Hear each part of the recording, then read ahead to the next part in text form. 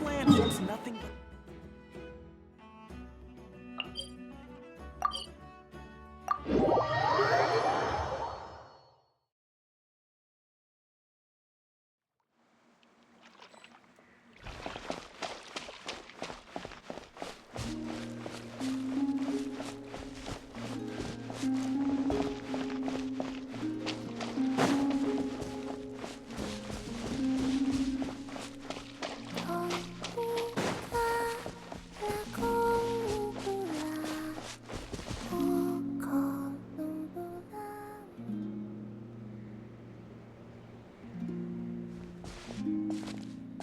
She's sitting up! Is me sitting here a rare sight? No, we just thought you'd be resting. Perhaps I would have been, were it not for the sudden arrival of some unexpected guests. Not that I consider it a disturbance. After all, you are the only ones who are free to enter. Would it not be a little unfriendly of me to lie down while we speak? I didn't realize you put so much thought into little things like that.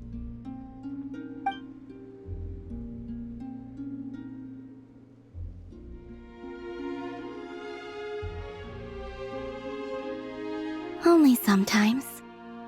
There have been moments lately where I think about you and your companions. They are warm, mysterious, and cozy memories. Very few of my past memories are anything like that. They say that travelers return home bearing bags full of souvenirs. But my luggage was empty, and I believed it would stay that way. Return home? So, you're still planning on returning to the moon? Yes. This planet continues to reject me, reminding me that I do not belong here. If I remain in Teyvat, there will come a day that I disintegrate. And I don't mean reduced to dust or turned into food for the flowers. I mean, I will cease to exist entirely. Alright then. Well, we're sure gonna miss you. But it sounds like we'll have to say goodbye. How do you intend to return? The moon prayer night is soon to arrive. On that day, the moon will be closest to Teyvat. The Kuvaki in this land will reach its peak at that time. I merely need to grasp the tide, and with relatively little effort. Oh, Paimon gets it! It'll work like a slingshot! You make it sound like she's gonna get blasted up to the moon. If I did that, I suspect I would crash into the false sky. I will be using a much gentler approach, but I do like the analogy. It's fun. You see? She gets Paimon's sense of humor. In the blink of an eye, the time has come to part ways. It does feel that way, doesn't it? Time seems to fly fastest when you are enjoying it. I have always thought of myself as a wanderer on this earth, and it has never expressed any desire to keep me here. Yet, just as I plan to depart, it tugs at my arm. Is this a gesture of affection? Or is the world mocking me? Oh. Were you hoping I can answer that? Yes. You are a traveler, so you must have a lot of experience in this area.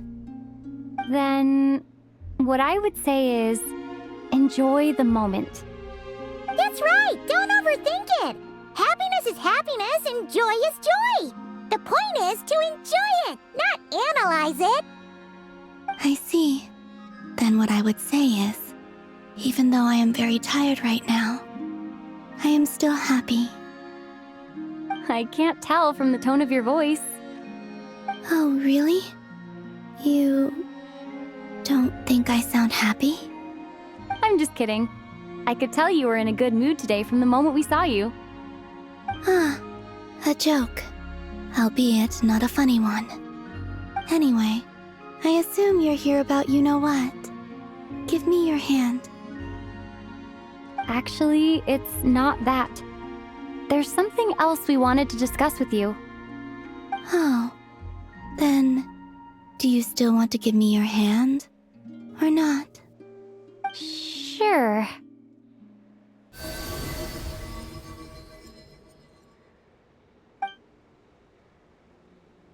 Thank you.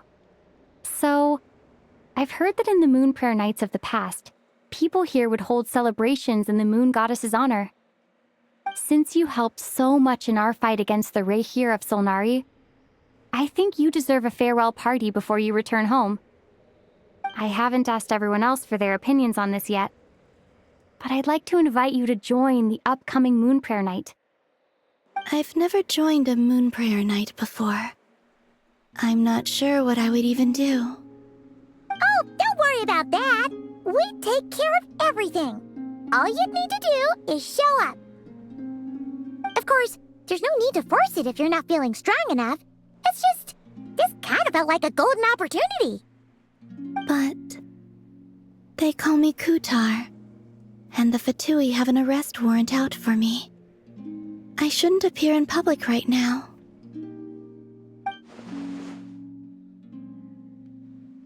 I'll make it work. You have my word. Yeah, we got your back. Well, she does. Paimon's actually not too sure what she's planning. All right, if you're sure. I will not refuse your invitation. I suppose it wouldn't hurt to pack a few more sights from this world into my suitcase before finally learning what my homeland looks like. Oh, if you see Lauma, please tell her that my answer to the question she asked me is neither yes nor no. Rather, it is, there is no need. That was kind of cryptic, but sure. Guess it's between the two of you. We'll pass along the message. Bye for now.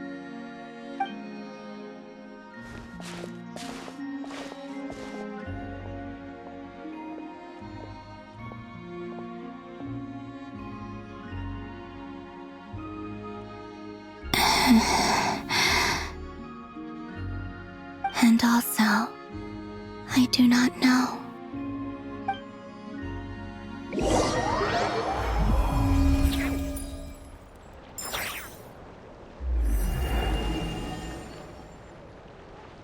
Since she's agreed to join the festival, let's go see who else wants to take part. Lauma's gotta be the person most familiar with the Moon Prayer Night. We should start with her. Also, what exactly is your plan to keep her safe? Not sure yet. I'll figure something out. What? Are you serious? And Paimon even gave you her vote of confidence back there. When did you become so sneaky?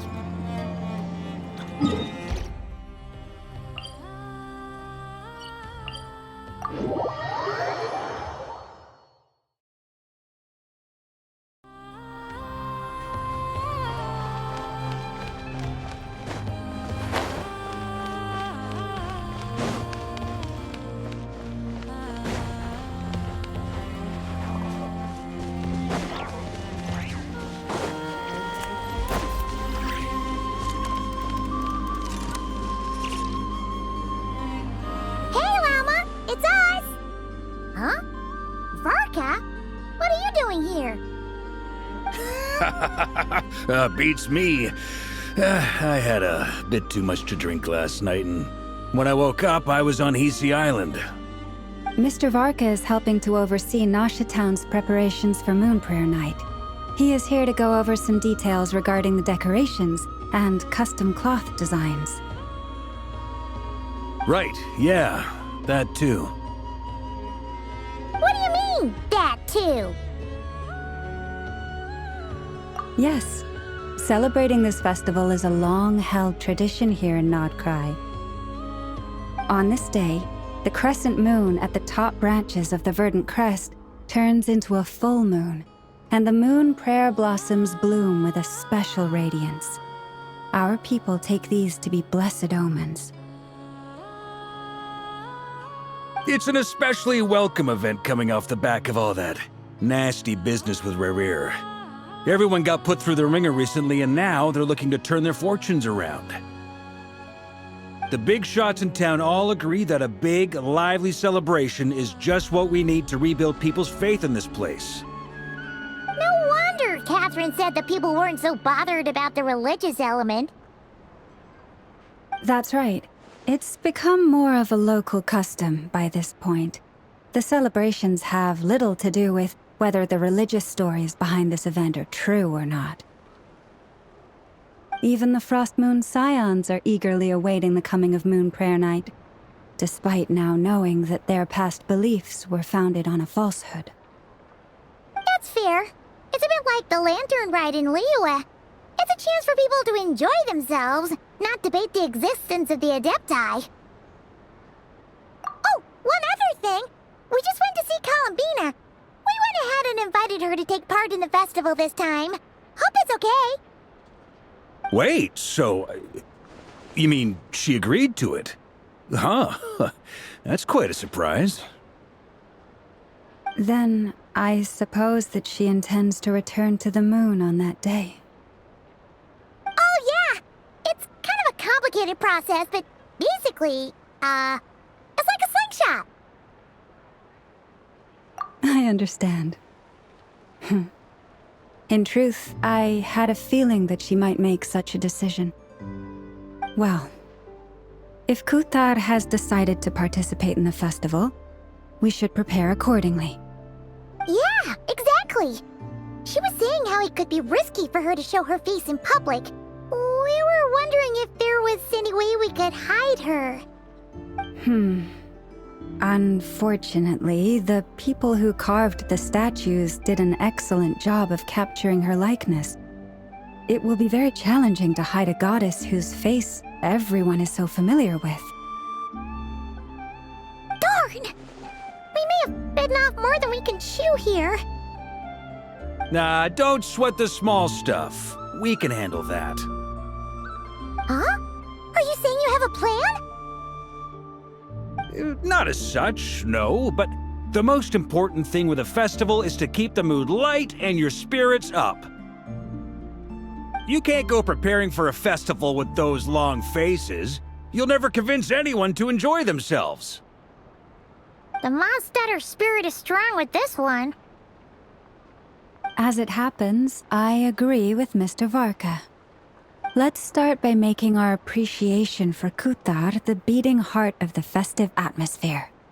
And who knows, once we get the ball rolling, perhaps everything will just fall into place. Hey! Did you catch that? Llama said the thing! Or close enough, at least. I'm looking forward to the Moon Prayer Night already. We have a festival in Mondstadt called Windbloom, and you can always tell which couples are celebrating it for their first time by the smiles on their faces.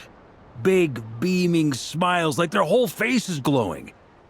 And I have a feeling we'll get to see that same smile on the Moon Goddess's face at this festival.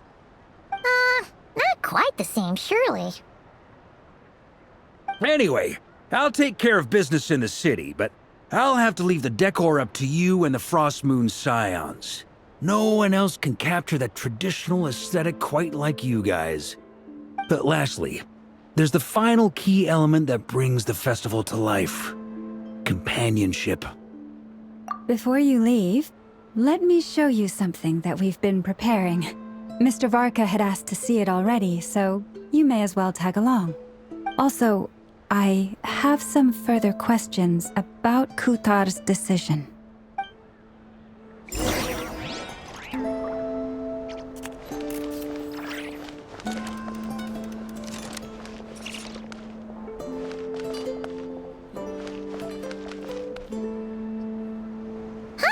What's this? They sure look like they're having fun. I believe so. Kuhenki seem very skilled at playing drums like these, although I'm not sure where they learned it from. Maybe it's an innate talent? In their eyes, they're probably just playing with toys. Wanatar! You want to play too?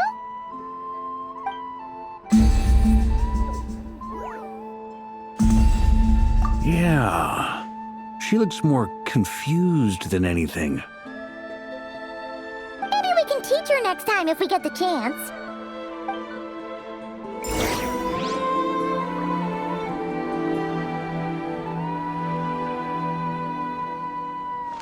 What are these floaty things? Moon veils.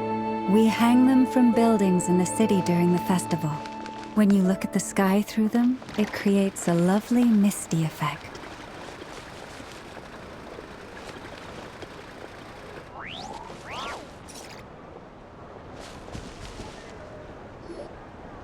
Everyone seems hard at work. They're preparing items for Moon Prayer Night. For instance, the sculpture being made over here. Mr. Varka and I were just finalizing the details of where it will be placed. Ah, there she is. I didn't know the finished article would be so large. Not to worry, though. All the necessary arrangements have been made. Just let me know once it's ready, and I'll get some people to ship it over. You have my thanks. And over here, we are preparing a very traditional confection. Oh, look at all these colors! It looks great! Can Paimon try one? Of course. I have a feeling you'll like it a lot. You bet! Sweets and treats are Paimon's favorite!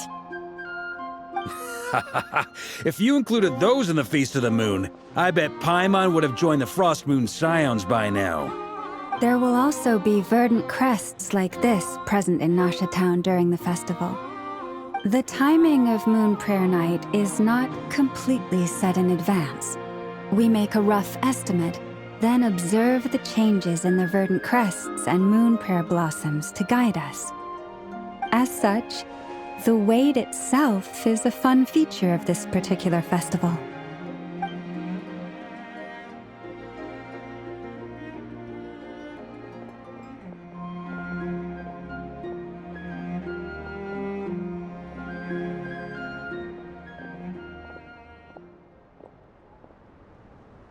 Let's talk here. To tell the truth, I am very surprised to hear that Kutar is willing to participate in the festival. I once asked her if she'd be willing to stay with the Frost Moon Scions. I could introduce her to everyone, and we could be a family to one another. She did not answer, but she has not appeared here since. I took this to mean her answer was no. But if that were the case, she would not have accepted this invitation. Ah, I see. Maybe she is right. Maybe the Frost Moon Scions of today no longer need a moon goddess. But my wish was not for her to come here and be worshipped as a deity. I simply wanted to offer her a place to stay. I'm sure she believes that showing herself here might invite Fatui intervention, and as such, she does not wish to cause us trouble. But what really pains me about all this is that this is her birthplace. She ought to belong here, yet no one has been able to grant her shelter. I think I'm qualified to weigh in here. When someone's about to depart on a long trip, what they need is blessings, not burdens. We should wish her the best, not make the journey harder than it already is. Anyway, she's agreed to attend, hasn't she? All we need to do is simply respect her decision.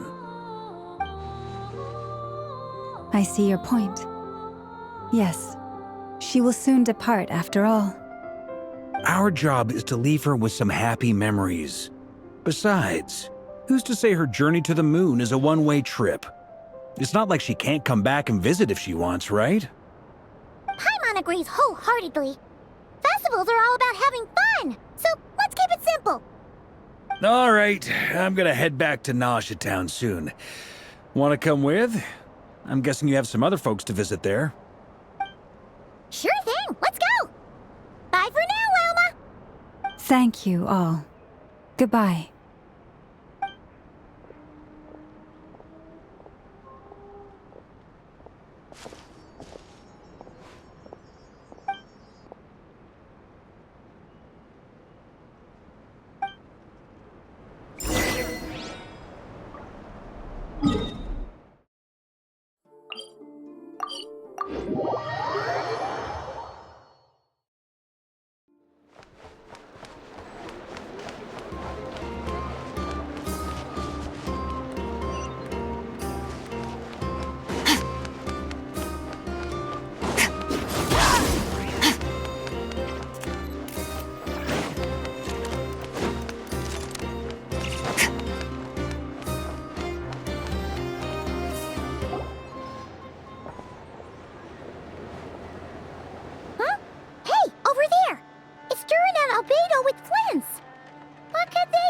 chatting about? Your guess is as good as mine. Ah, Grand Master, and the Traveler and Paimon. Hello there. It's been a while. Perfect. We have some new volunteers for our investigation. Wait, let me guess. The righteous Lightkeepers are finally ready to hunt down the Abyssal Dragon? Haha. Yes, that too. Yeah, right. Oh, wait. Why does everyone keep saying that too? Well, to be precise, the facts match, but not the causality. Wait, so I guessed right? Half right. Don't act so impressed with yourself. Maybe I can explain. We ran into Mr. Flint's north of Nasha Town. At that time, we just noticed a few abyssal creatures out in the wild, but the strange thing was, I didn't detect any traces of abyssal energy on them at all. On closer inspection, we realized that they were not real monsters, but something akin to reflections in the water, or perhaps a mirage. Huh? What do you mean? Like, you could see them but not touch them? Exactly. It was very peculiar. They roared and tried to attack us, but we could not make any physical contact with them. I think I've heard of things like that happening in Nocturne before, but I don't know much about it. Yes, it's a known phenomenon. Mirage-like illusions tend to appear in Nocturne in the run-up to Moonprayer Night. From a distance, they appear quite real. I myself thought that Misters Durin and Albedo were locked in battle with abyssal monsters when I first arrived. But after sharing intel and investigating a little further, we can confirm that these illusions are harmless. There is no great cause for concern. All the Mirage stories I've heard are either animals, rocks, or small houses. Abyssal monsters, though? That's a first. It's a first for me, too. So I'm planning to look into it further just to be on the safe side. I intend to inspect a few more locations. What about you two? Any plans? Alice contacted me a few days ago.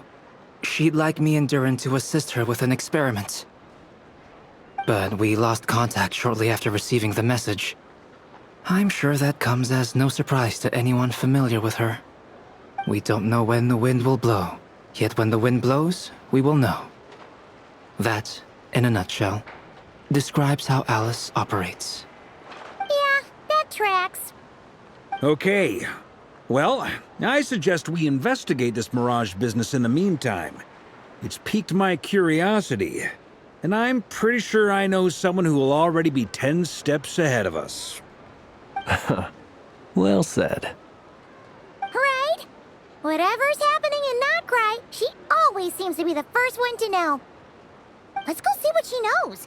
We can invite her and her staff to the festival while we're at it.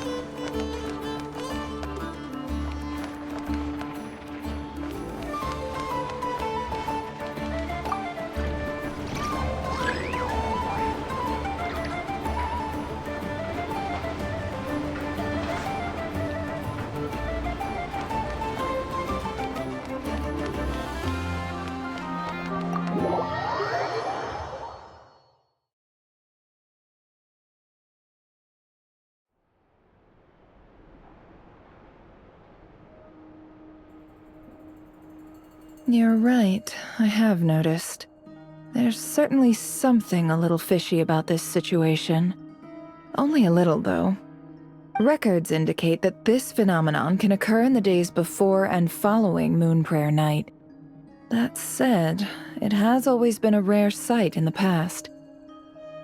The odds of encountering these phantoms are similar to looking up in the night sky happening to see a shooting star and managing to make a wish before it disappears. But this time, either everyone's getting lucky, or they're appearing far more frequently than usual. Yehoda's out gathering intel as we speak. In the meantime, let me check off some points of interest. First, the Abyss. The ones we saw seem to be abyssal monsters. Indeed. But we have identified one location where many more of them have made an appearance. And not just monsters, but human phantoms too. Given the scale and nature of the phantoms, it's almost as if someone's last memories are coming to life. Or perhaps the memories of multiple people. Oh. So you mean the phantom monsters are hunting down the phantom humans? Exactly. The phantoms can interact with each other, but we have no means of intervening. In addition, some of the human phantoms would seem to be from the very distant past. This is clear both from the clothing they wear and the stories they tell. They claim to be from Hyperborea, a name which I've heard from Lauma before. If this is true, it means they must be from 6,000 years ago. Did Paimon hear that right? 6,000 years? It sounds like this merits further exploration. That'd be a big help. I'll leave it with you, Albedo. My knowledge of ancient history is non-existent. I used to doze off every time the pre-Knights of Favonius era came up in class. It's quite a miracle that you were able to understand these phantoms' speech, given how long ago they lived. I suppose you're right. But I'll leave the archaeologists to ruminate over that conundrum. As an intelligence broker, my sole interest is in the value of the information I gather. Which, in this case, hopefully means earning myself some good favor with our dear Lady Moonchanter. So calculating.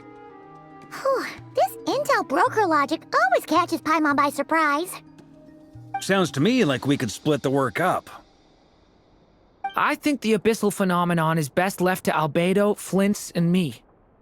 Agreed. It coincides with my duty as a lightkeeper.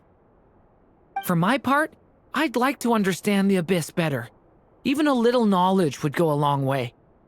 This is certainly a rare opportunity to study the Abyss. But even rarer, perhaps, is the chance to make contact with the Ancients. The Curatorium will take the lead on investigating the Hyperboreans. We put in the work to learn what we know so far. It seems only fair that we get some quantity of exclusive intel. That just leaves our trusty team of 2 unassigned. Since you became an honorary knight, of course. This was part of my grand plan all along. Ha ha ha! Oh yeah, by the way, we managed to convince Columbina to come to the Moon Prayer Night celebrations. Would you and Yehoda like to join too? She agreed to that? Huh.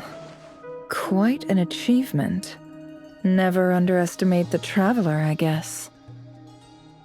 I'd be happy to join. No point shutting myself inside when the streets are all decked out.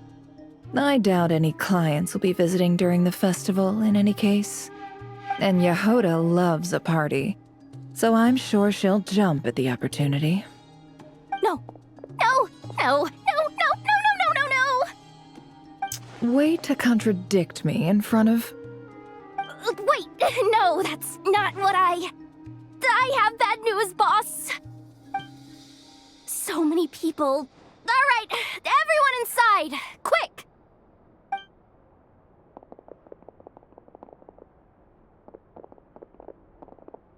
This is gonna sound crazy, but hear me out. I saw one of those phantoms at Star Sand Shoal, and it was some sort of flying ship. Like a spaceship? That's gotta be the one you came to Tibet in. You said you saw the same thing through the moon marrow, right? Huh? You already know about it? Ugh, I thought I was gonna blow people's minds. Turns out I'm the last to find out. Wait.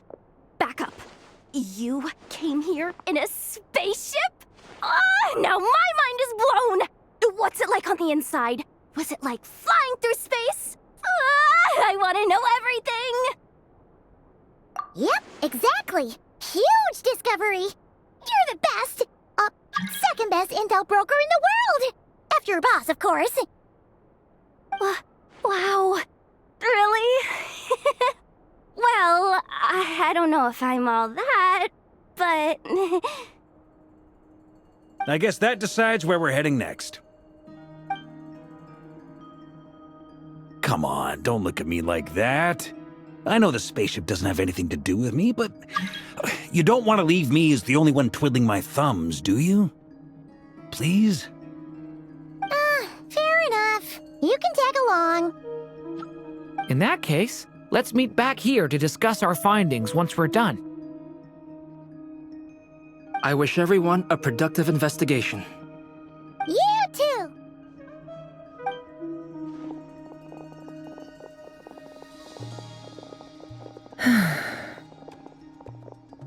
What's up, boss? Aren't we gonna head out? Tell me, Yehoda, when did the curatorium start giving out intel for free? Oh, sorry, boss.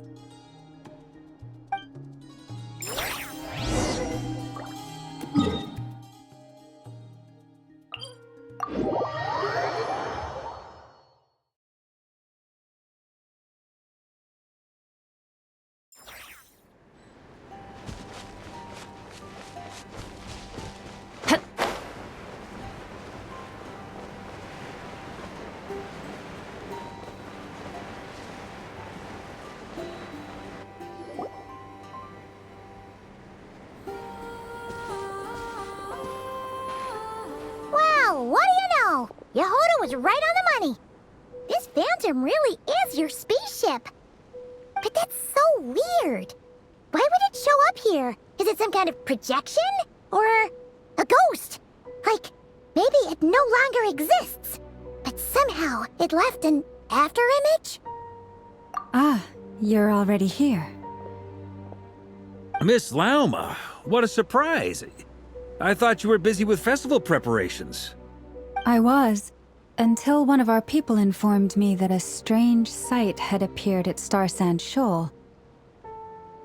No one's ever seen something quite like this before. I thought I should see it for myself. Same here. Oh, so we heard that these things appear around the festival period. Any idea why that is? Unfortunately not. We have very limited information about them, since they can't be interacted with. And no human phantoms have ever made an appearance before now. The most we've been able to deduce is that these sightings appear to be connected to the increase in Kuvaki energy around this time. Yeah, seems like that's all we can do. This is all so confusing. Allow me to lend you a hand.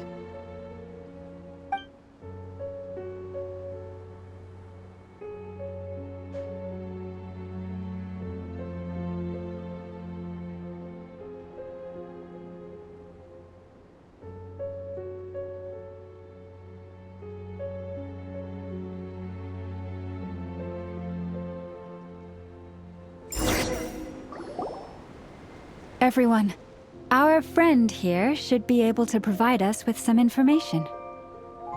Is that a phantom rhymehorn deer?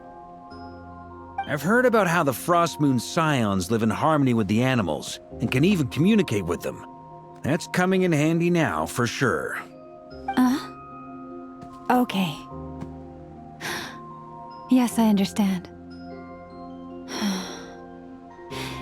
Then how about this?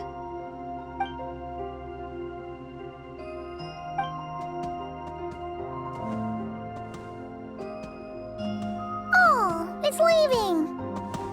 It appears to share our curiosity about this giant spaceship, so I asked it if it wouldn't mind investigating along with some friends.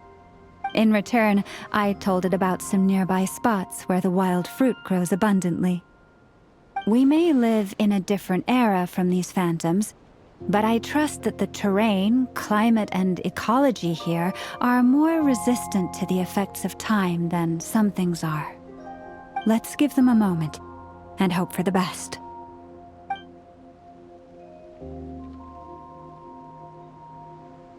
All back together? Must have been a lot of fruit. Indeed. Now let me ask them some questions.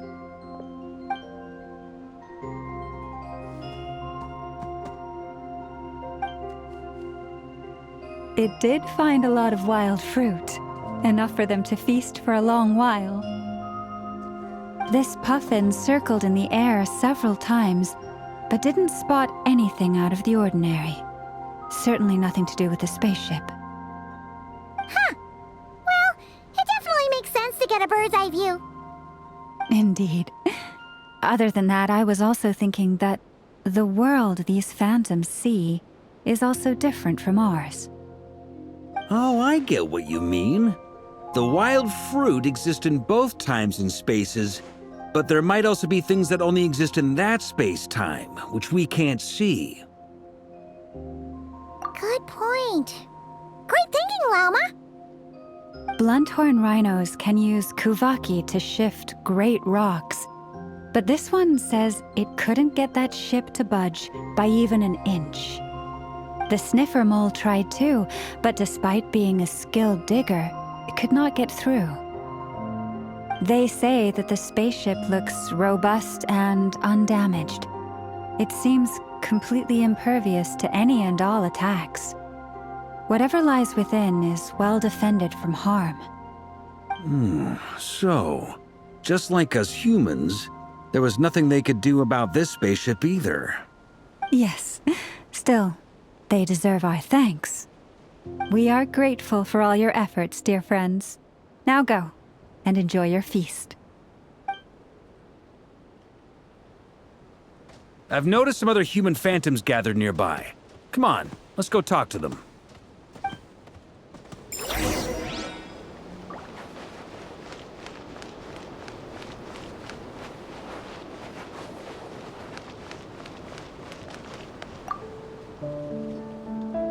What is this thing? I've never seen it move, and there's no way to get inside. Goodness knows. My grandpa says it's been sitting here at least since his grandpa was still alive. What about his grandpa?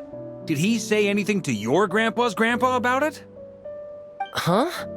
I don't know. In all likelihood, it was here back then too. Hard to imagine something this huge could move.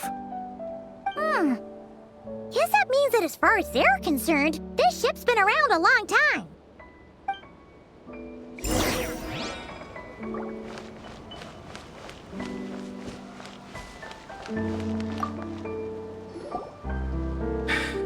Come on, brothers. If we can get even a small chunk off of this thing, it's gotta be worth a fortune. Today is the day we strike it rich. Huh? You mean Paimon? Yes, brother, I shall join you. Let's make our fortune. We should go with them. What the? This thing is crazy tough. I can't even scratch it. What's it made of? Sorry, brother. Looks like we'll have to seek our fortunes elsewhere. Enjoying yourself? I was just seeing if I could influence this phantom's perception by playing. But nope, no dice.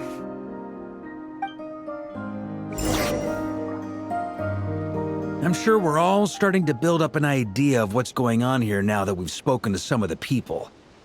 These phantoms are reenacting real historical events in Nodcry. It's almost like we're in some kind of interactive stage play. We can talk to the actors, but the plot is fixed, and we can't influence it. It makes sense. History is set in stone. The objective facts of the past cannot be changed. Paimon totally thought you were just goofing around earlier. But actually, you were doing some serious investigating. Of course I was. Anyway, at this point, I think we're forced to conclude that although the Phantom spaceship is right there in front of us, We aren't going to learn much about it from these people.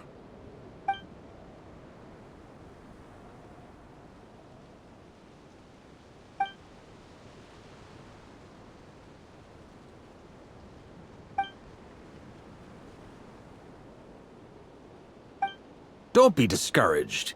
If nothing else, this is proof of the ship's existence. And think about it. So many people tried to hack their way inside, but no one could get the door open. It's made of very tough material. To me, that says that we'll either find the ship itself or the story behind it. It's just a matter of time. Huh. Every now and then, when Varka gets serious, he actually does seem like Grandmaster material for once. I wonder how the others are doing. Let's head back for now. Sounds good. Also, drinks are on me if Team Knights of Favonius is the first to finish. Wait, we have a team name now? Am I in Team Knights of Favonius as well? You're very welcome to join. We've even got a cathedral ready for you. Isn't that technically blasphemy? You wouldn't dare make a joke like that if Barbados was in earshot. Nah, I'm sure Barbados doesn't mind a little harmless blasphemy once in a while.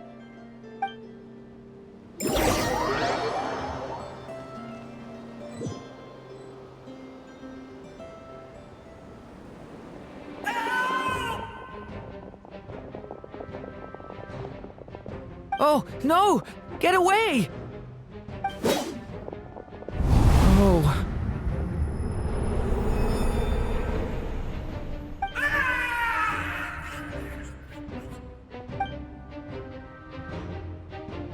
I know it's hard to stomach, Mr. Duran.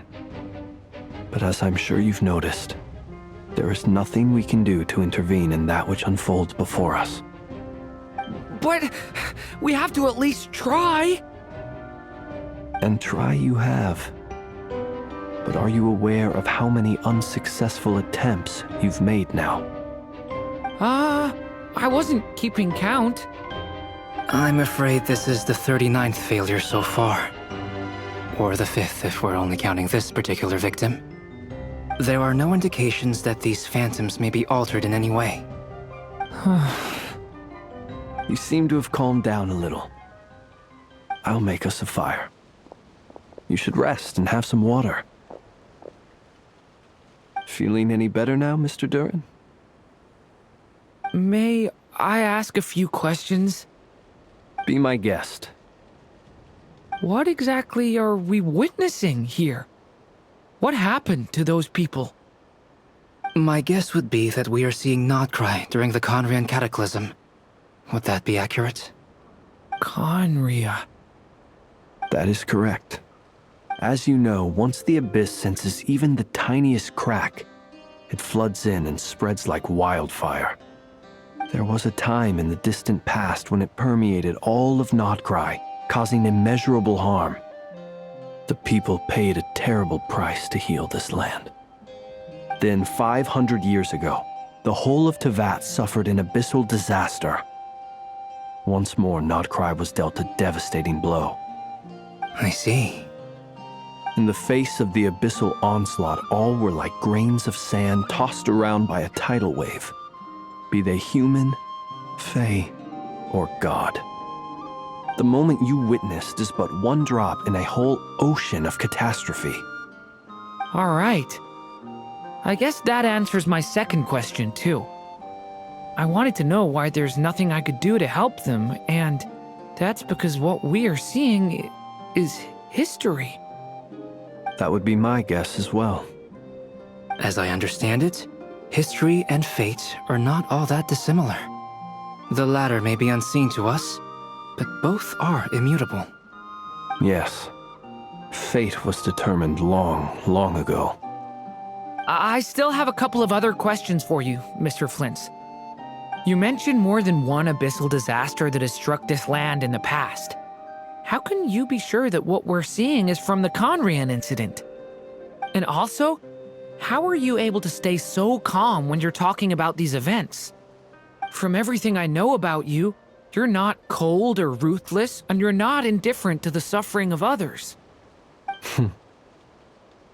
Alas, I am forced to show my age. I must be 600 or 700 years old by human measure. Wait, so you... One is not easily moved by history when one has witnessed the truth firsthand. I'm sorry. You needn't apologize. Your passion is a good thing to have. Treasure it, because someday you may find it in terribly short supply. Now, at the risk of offending you, I have a question in return. Your curiosity toward the abyss, is it born from hatred or because you sense its call? I only ask because I kept a fragment of Rere's body in my lantern for a short time. Specifically, his heart. So I know what a burden it can be to carry the abyss with you. And I hear its power growling from somewhere within you. In my eyes, your mere existence is a miracle. My honest answer is... I don't know. I don't think I have the confidence to say for certain. What I will say is the abyss is not the only issue that haunts me. Even before I became who I am today, the question dogged me constantly. Should I even exist at all? My doubts remain unresolved. But when we fought Rerir, something became a little clearer to me. Sometimes it is the darkness within us that allows us to achieve the impossible. I certainly got the sense from your 39 attempts that you were trying to achieve the impossible. It sounds like you've resolved to see the truth for yourself. Absolutely. In that sense, he and I are quite similar. Then I wish you every success. I look forward to the day of your transcension. Well, if everyone's caught their breath, I suppose we should head back. Oh, and one last thing. I'd appreciate if you kept our discussion about history a secret.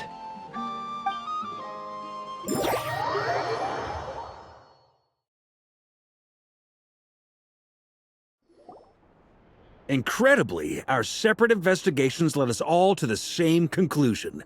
Hooray for consensus! Yeah, but we barely learned anything, though. I totally thought this would be the mother lode. Talking with the ancients? I mean, come on! But nope. All we got was useless snippets of conversation. And all this stuff about moons and hyperopia. What a load of baloney. Seems like people back then had a few screws loose. I understand your frustration. We found the same issue. Each phantom only showed a very brief moment in time. There isn't much value to be found in these miscellaneous fragments of a civilization's history, no matter how glorious it may have been. If there's a silver lining, it's that these phantoms are harmless to the present reality. They shouldn't get in the way of the festivities. Paimon agrees. And not just because it's the first thing she understood in this whole conversation. You look disappointed, Nefer.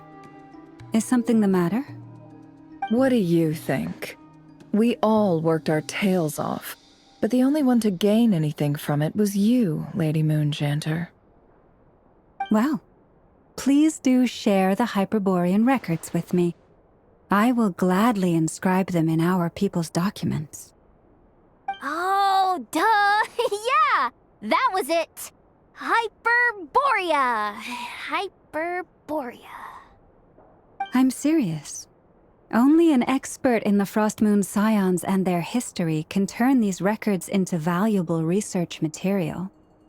The alternative is to let them gather dust on the Curatorium's storage shelves until the pages turn yellow. Nefer, you're wise enough to know that cooperating and sharing the profits is the best course of action here. Well, that goes without saying. Sure, let's do that. Huh? But didn't you say we aren't supposed to give out intel for free? Sorry. Shutting up. Now is not a good time to push Nefer's buttons. Anyway, Back to Moon Prayer Night. I'm thinking that we should prepare something a little special, aside from the usual decorations and so on. You mean a parting gift? Can't go wrong with food. Although, does food go bad on the moon? Perhaps a lantern would be a better choice. It might be dark up there. It could prove difficult to light a lantern on the moon.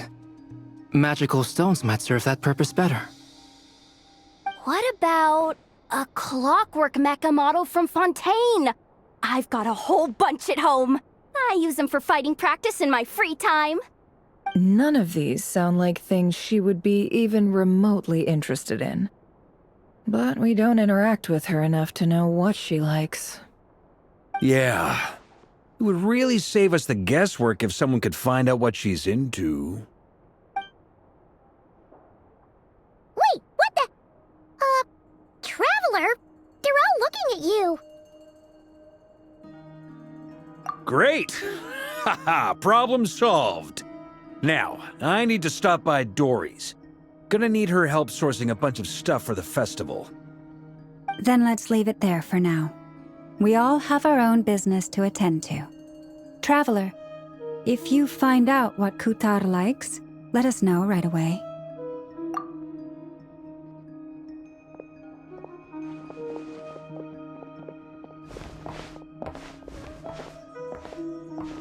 Is something the matter? I'm fine. It's just... I'm still feeling a little rattled after witnessing the horrors of the Abyss. But it's okay. This is something I have to work through. I'll be all right. Thanks for your concern. Well, don't put too much pressure on yourself. If you ever feel like something's wrong, physically or mentally, we're here to talk. Come on. Stop treating me like a kid.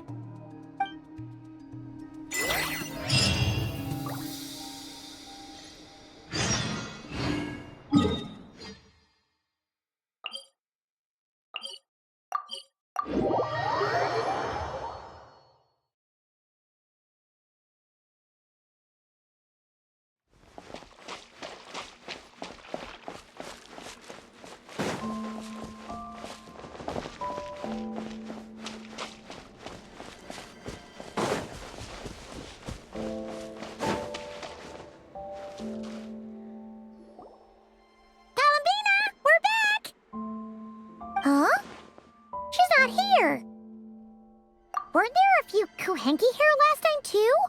Where did they all go? Walkies? For Kuhenki? You're not pets, you know. Oh, well. Looks like we just came at a bad time. Let's try again tomorrow. There's still a few days until Moon Prayer Night, so we're in no rush. Besides, she needs time to rest anyway.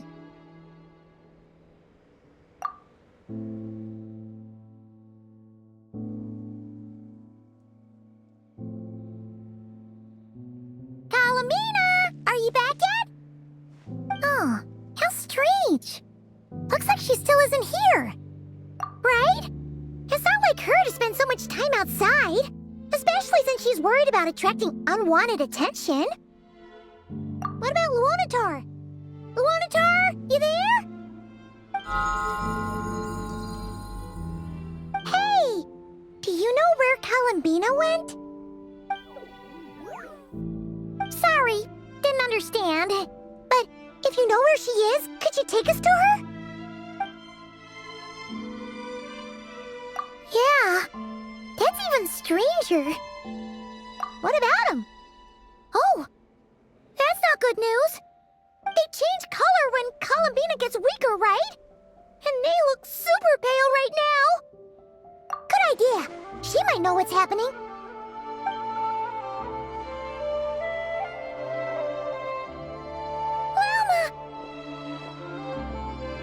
Ah, it's you. How is Kutar? Is she okay? No, she hasn't. I came here to check on her after I noticed the flowers had changed color. Based on past precedent, she must be very weak right now. Even getting up to walk would be a struggle. It seems unlikely that she wandered off outside. Not to mention that she doesn't do that at the best of times either.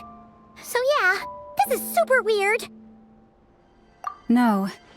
Very few people are in the know about Kutar's whereabouts. And if anyone suspicious had visited, they'd have left some sort of evidence. Come on, let's go to Nasha Town. If anyone has seen her, someone there will know about it. It's not Cry's information hub after all. Makes sense. Let's go!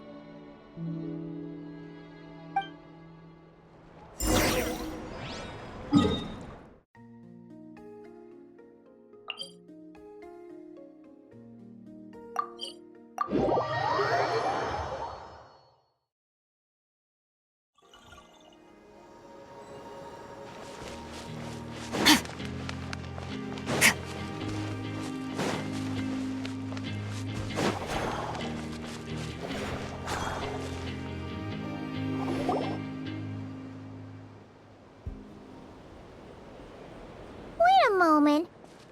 Is it just Paimon, or is this stall kind of suspicious? It's never been here before, right? No, I don't recognize it. Alas, your free and easy adventure time is over. Now, prepare to face the final boss of Nod Cry. Whoa! Where'd that voice come from? Not sure. But it's definitely hostile. No, not that way. The final boss is right here. The sniffer mole? That's the final boss? Surely not. Also... Okay, the jig is up. I'll stop teasing you. Turn around. I'm right behind you. It seems I've managed to leave quite an indelible impression, even though you've never seen my face. Oh, nothing could make a great mage more pleased with herself.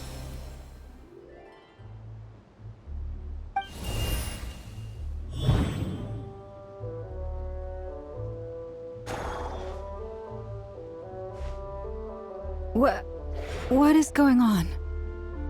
I've heard that all the big shots in Teyvat have long, wordy titles that stun people speechless when they make their entrance. Unfortunately, none of them are affiliated with the Hexenzirkel, and we ourselves keep a very low profile. The notorious name-dropping doesn't quite work for us. Still, I, for one, think I'm really quite amazing. So that didn't stop me from coming up with a title anyway. Alice! It's really you this time? Not a lantern or a dodoco, but Alice in the flesh? Oh, that's right. So, what do you think? How does it feel to finally meet me? You look like... Oh, that's the first thing you thought. A little surprising, but that actually makes me very happy. Because that means that when Klee grows up, she'll be just as stunningly beautiful as her mother. So she's a friend of yours? Kind of. This is actually the first time we've seen her in person. I see.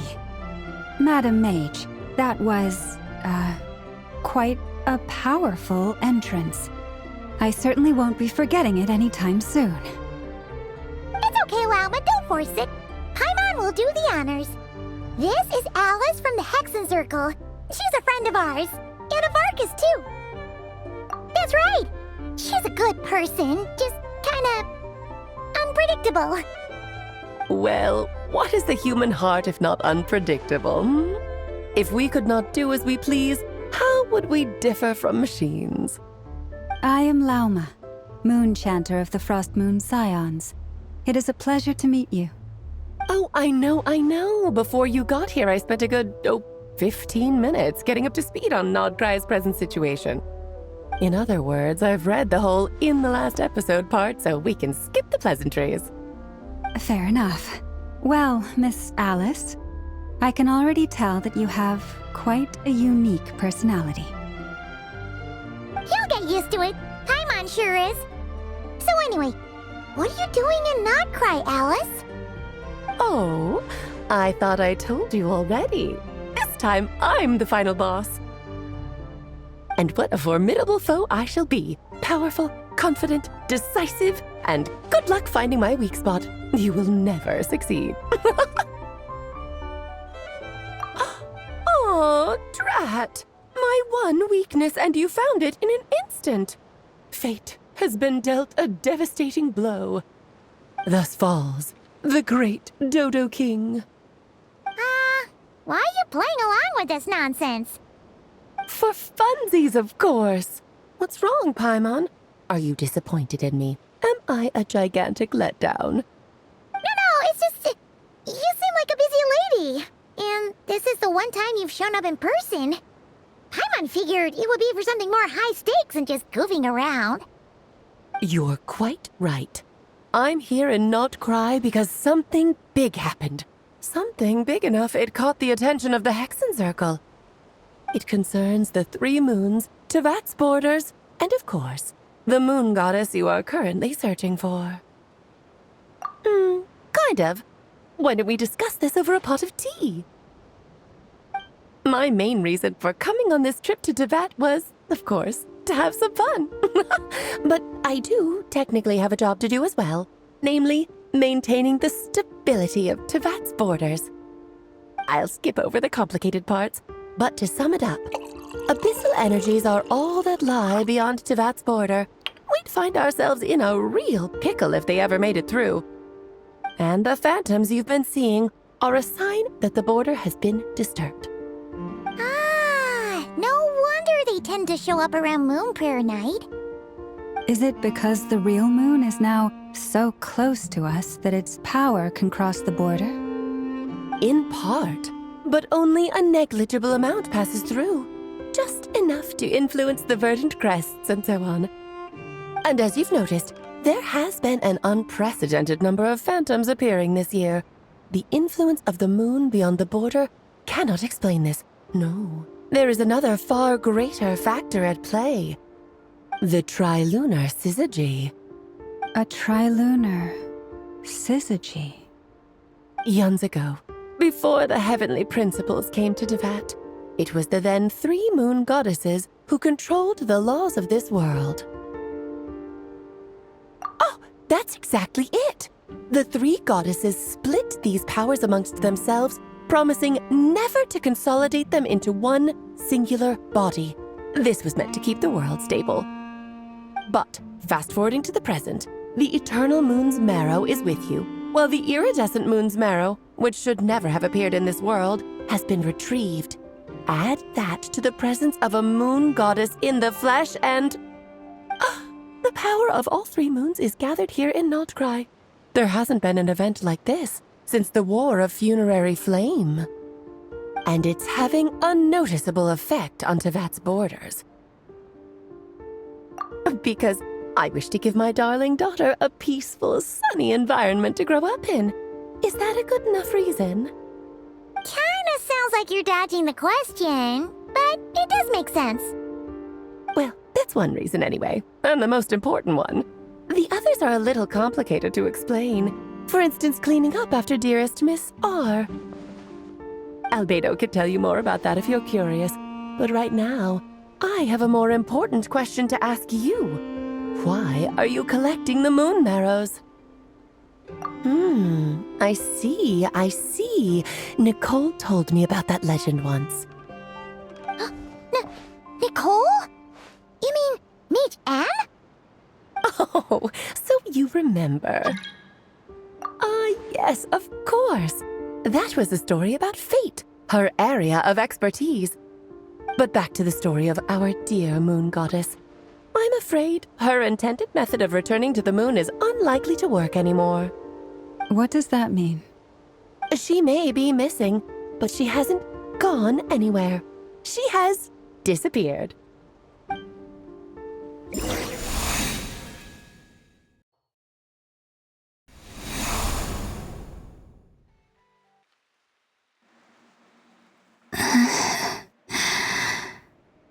My body is so heavy. Wait, no. My mind that's heavy. My arms and legs are as light as a feather. What's happening to me?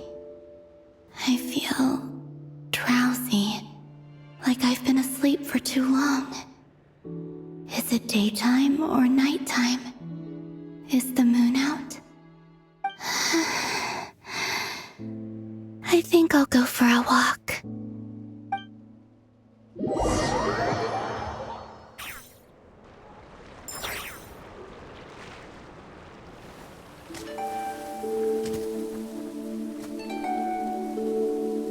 Are you out for a walk too?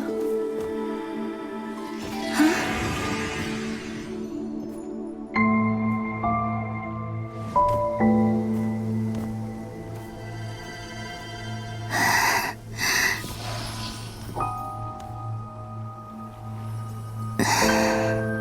The day has come at last.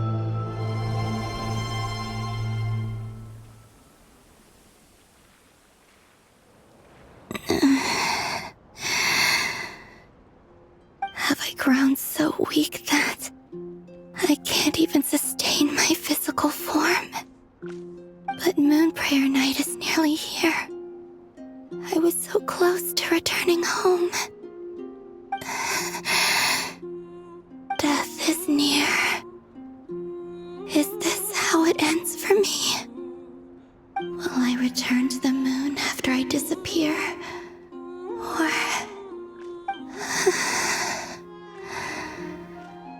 I don't want it to end like this. So far, at least, I still exist. Even if not physically, I can still feel. But as my power wanes, I'm sure that too will fade. I suppose I might take one final look at this world. The world where I was born.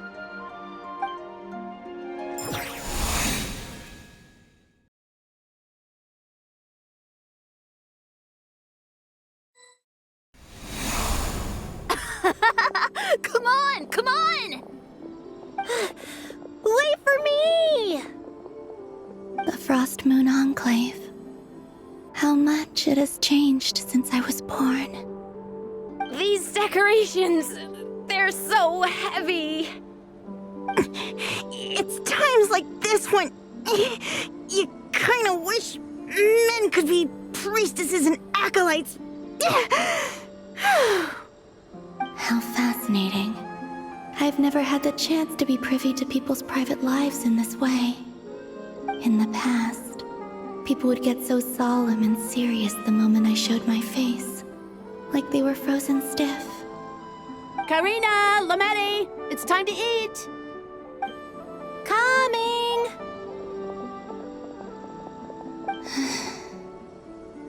I want to watch them a little longer.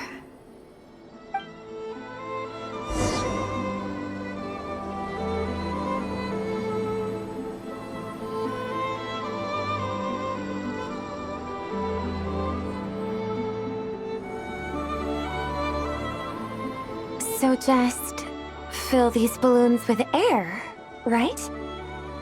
Yep. Try a couple now to test things out. The rest can wait till Moon Prayer Night. Think fast. Rita! Teasing an acolyte of the Frost Moon Scions? Surely that's a punishable offense. Take this! Huh? All right, enough horsing around. Lady Lauma gave us a task. We should get back to it. The task is just to check that the balloons don't leak, right? Doesn't matter if we fill them with air or water. Okay, you got me there. And you got me there. But still, we can't use all the balloons before the festival even starts. We won't use all of them. And as long as Lady Lauma's trusted acolyte doesn't snitch, this can stay as a little secret between friends. A couple more can't do any harm, right? Oh, you menace. Then think fast!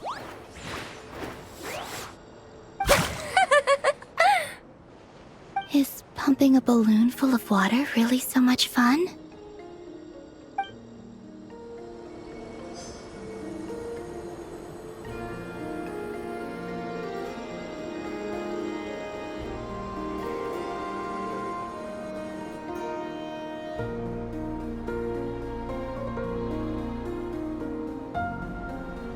I'm sure you're both tired from playing all day. Come on, eat up.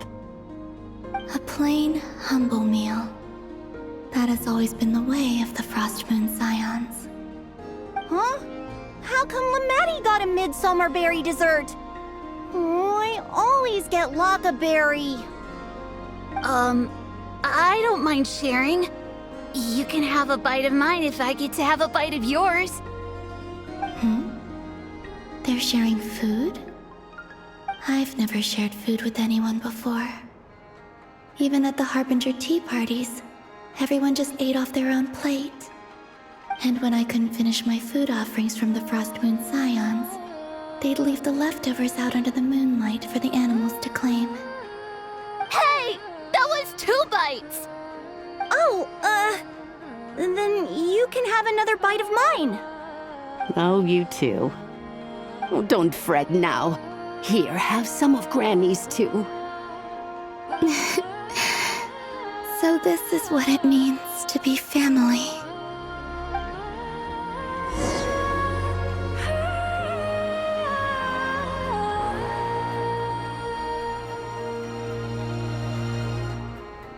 I'm seeing so much that I'd never usually get to see. They'd never act like this when I was around. It's nice, being able to just watch people in peace in these final moments. What a rare opportunity. I think I'll go take a look around Nasha Town, too. Maybe the Traveler will be there.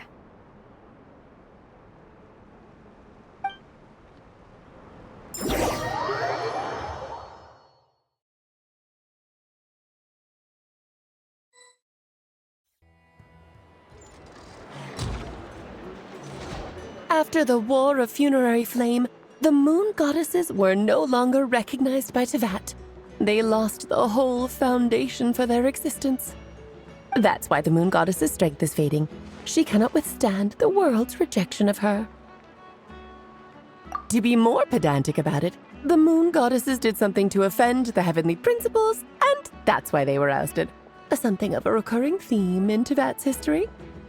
Theoretically, speaking so candidly should put me in their crosshairs too, but they can't tell me what to do. I'll say whatever I want. Anywho, the Moon Marrow energies were but a drop in the bucket for her, and that battle against the Ray Hair of Solnari only weakened her further. Fortunately, it happened close enough to Moon Prayer Night when the Kuvaki concentration here is high. That's the only reason she managed to survive this long. What do you mean, fortunately? You said she disappeared. We're too late. Oh, what a headache. I thought this was all common knowledge. I guess I have some more explaining to do. Okay, buckle up. It's time for another lecture.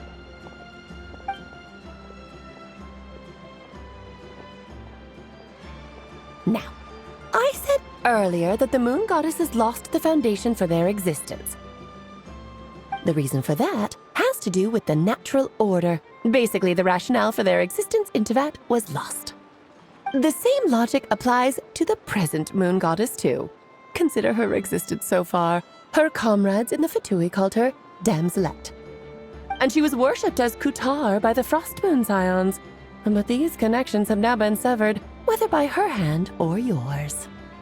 So, the rationale that once sustained her existence is now gone. Wait, we did that to her? Oh, well, strictly speaking, yes.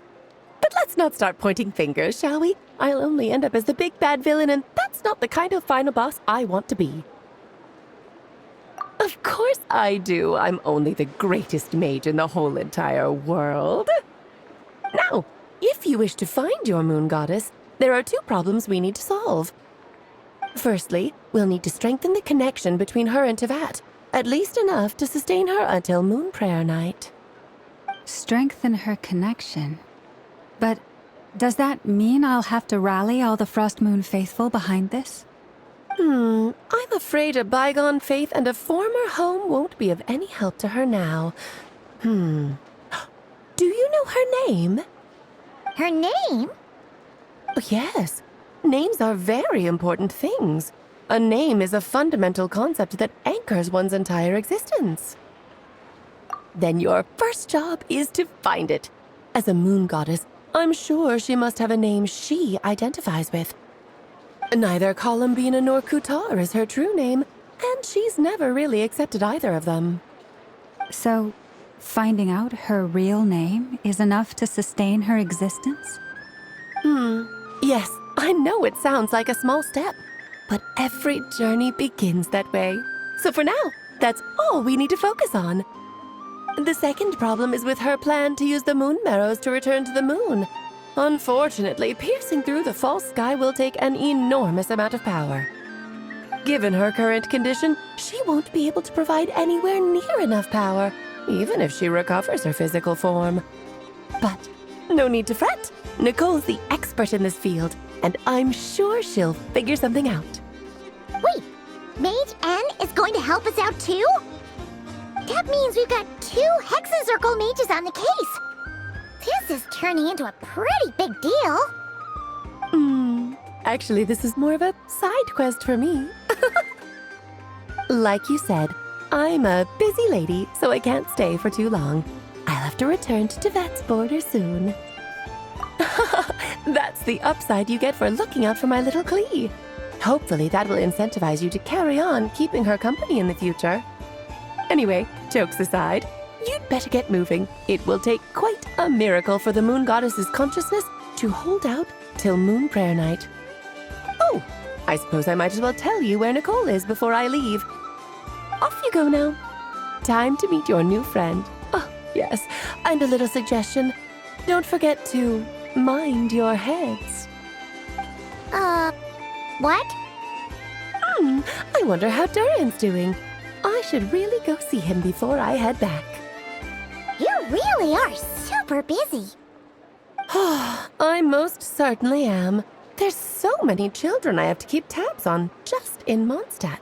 Durin, Albedo, Venti, Varka. Klee didn't make the list, huh? Of course not. Klee is my pride and joy. I have no qualms about her, because she's the best child in the whole wide world. Yep. Klee's a little angel. I'm glad you agree. Well, all the best. See you when I see you.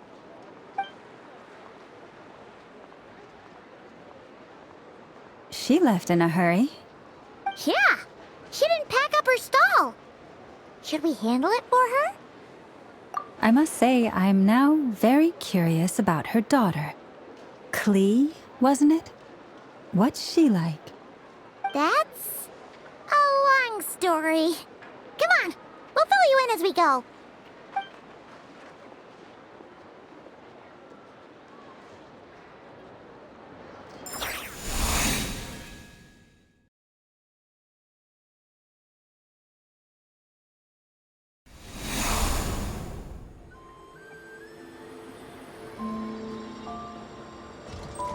What a lively place. I've never experienced Nashatown like this before. Hey, you old geezer! Your hammer's rusted through! Who are you calling old geezer? Are they quarreling? I'm looking right at him! You've really gone downhill since giving your daughter free rein in the workshop. Can you even swing a hammer anymore? It shouldn't take you days just to fix a single chair. You might as well use that hammer to massage my back for all the good it's doing. Don't run your mouth, or you'll get a back massage that'll put you in bed for the rest of your life. Look, the materials haven't arrived yet, all right? You know how busy it gets in the days before Moon Prayer Night. I'll bet you send all the materials to your little princess. Blood's always thicker than water, huh? All right, you've made your point, Uncle Koski. As soon as the materials arrive, fixing your chair will be the #1 priority. And Dad, if you've got time to chat, why don't you lend me a hand, See? Lolka knows what the score is. I guess they're friends. But the way they spoke to each other was so ugly. Then again, it wouldn't be the first time I've seen something like this. Columbina! Sing outside my door in the middle of the night one more time, and I'll unscrew your vocal cords. You hear me? Oh, Zandrone. So that was her way of trying to be friends with me. What a pity. I won't get the chance to say any ugly things in reply.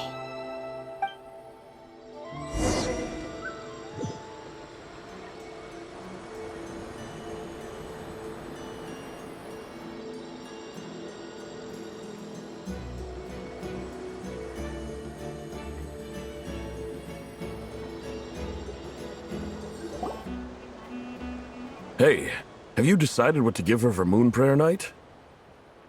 I sure have. She's gonna get the surprise of her life when she's least expecting it. Then I'll whip out the ring and pop the question.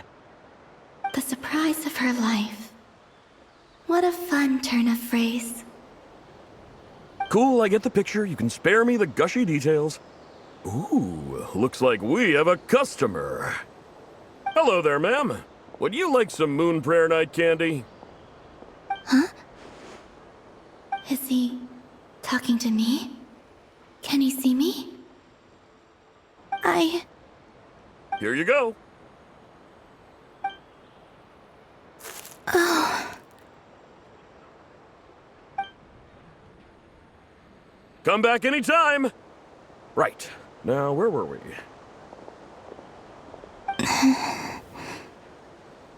I don't know why, but I still held out hope.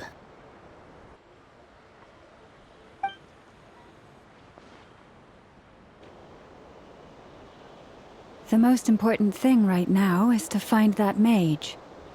This name thing seems super important too, but where do we even start looking? I'd better go pay the Fatui a visit.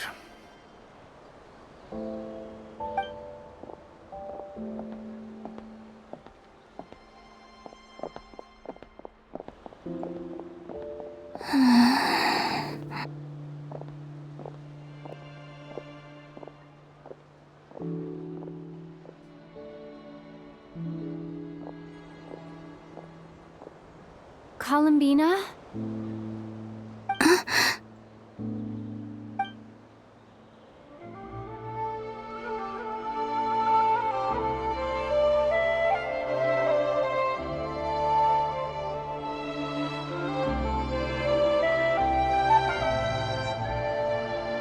Traveler?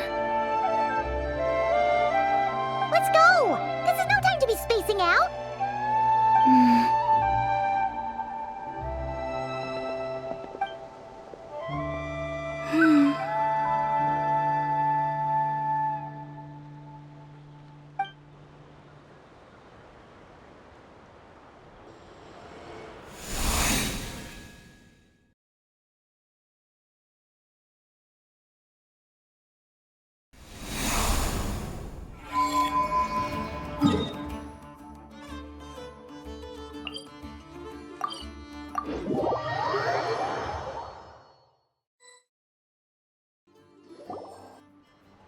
Where are they going?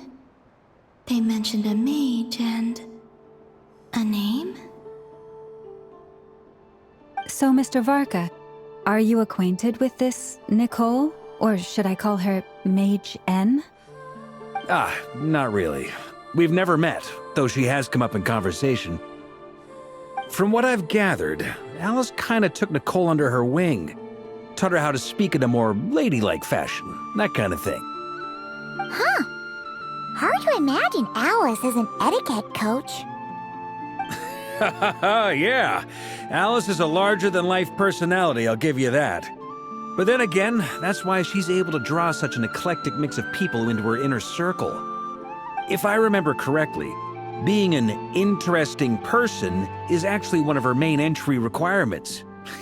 So, if you ever wanted to join the Hexen Circle, I'm sure you'd both be eligible to apply. Hey! Don't go around making promises on Alice's behalf! I wouldn't dare. I'm just trying to paint a picture of the Hexen Circle for you. Okay, sure. Anyway, since none of us have ever met Nicole, how are we supposed to find her? We can't just go up to every woman in sight and ask, "Hey, are you Nicole?" Maybe something she's wearing will give it away? Like, a wind bloom pinned to her chest or something. Wait a minute. Alice never said Nicole was from Mondstadt. Oh, true. That would be this young lady, then?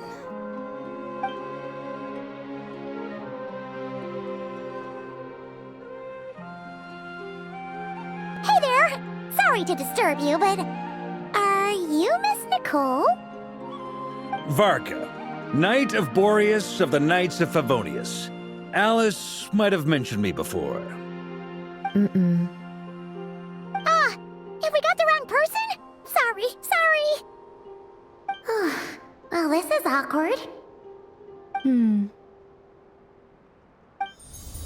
I shook my head, I meant, no, Alice hasn't mentioned you before. Huh? Where is this voice coming from? My apologies. For certain reasons, I am unable to speak. This is the only way I can communicate with you. It might take some getting used to, but I hope you can understand. Hey, it's fine. I'm more shocked by the fact that Alice never speaks about me. I mean, As for you two, we have crossed paths twice before, but it is nonetheless a pleasure to finally meet you. It's really you! Thanks for all your guidance in the past. You're quite welcome.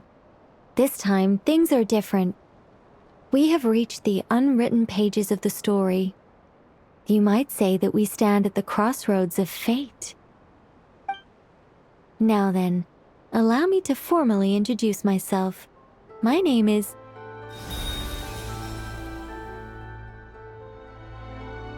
No, stop! Alice! I can't believe it! I had a whole speech prepared. I'd agonized over every single word. She always picks the worst moments to ruin other people's plans. I'm so sorry about that. Alice took the liberty of devising some bespoke self-introduction magic for each member of the Hexen Circle. But I could have sworn I deleted all of the triggering conditions for it. How did it bypass everything? Oh gosh, this is so embarrassing. This is a very different side of Nicole than what we're used to. Is she not used to face-to-face interactions? Don't worry about it. We've seen that introduction magic once already, so it wasn't too much of a shock. Please go on, Miss Nicole. We'd love to hear what you have to say, or, well, communicate. Huh? Are they talking to this lady? But... Will you all promise to forget that horrendously embarrassing introduction? sorry, embarrassing. When?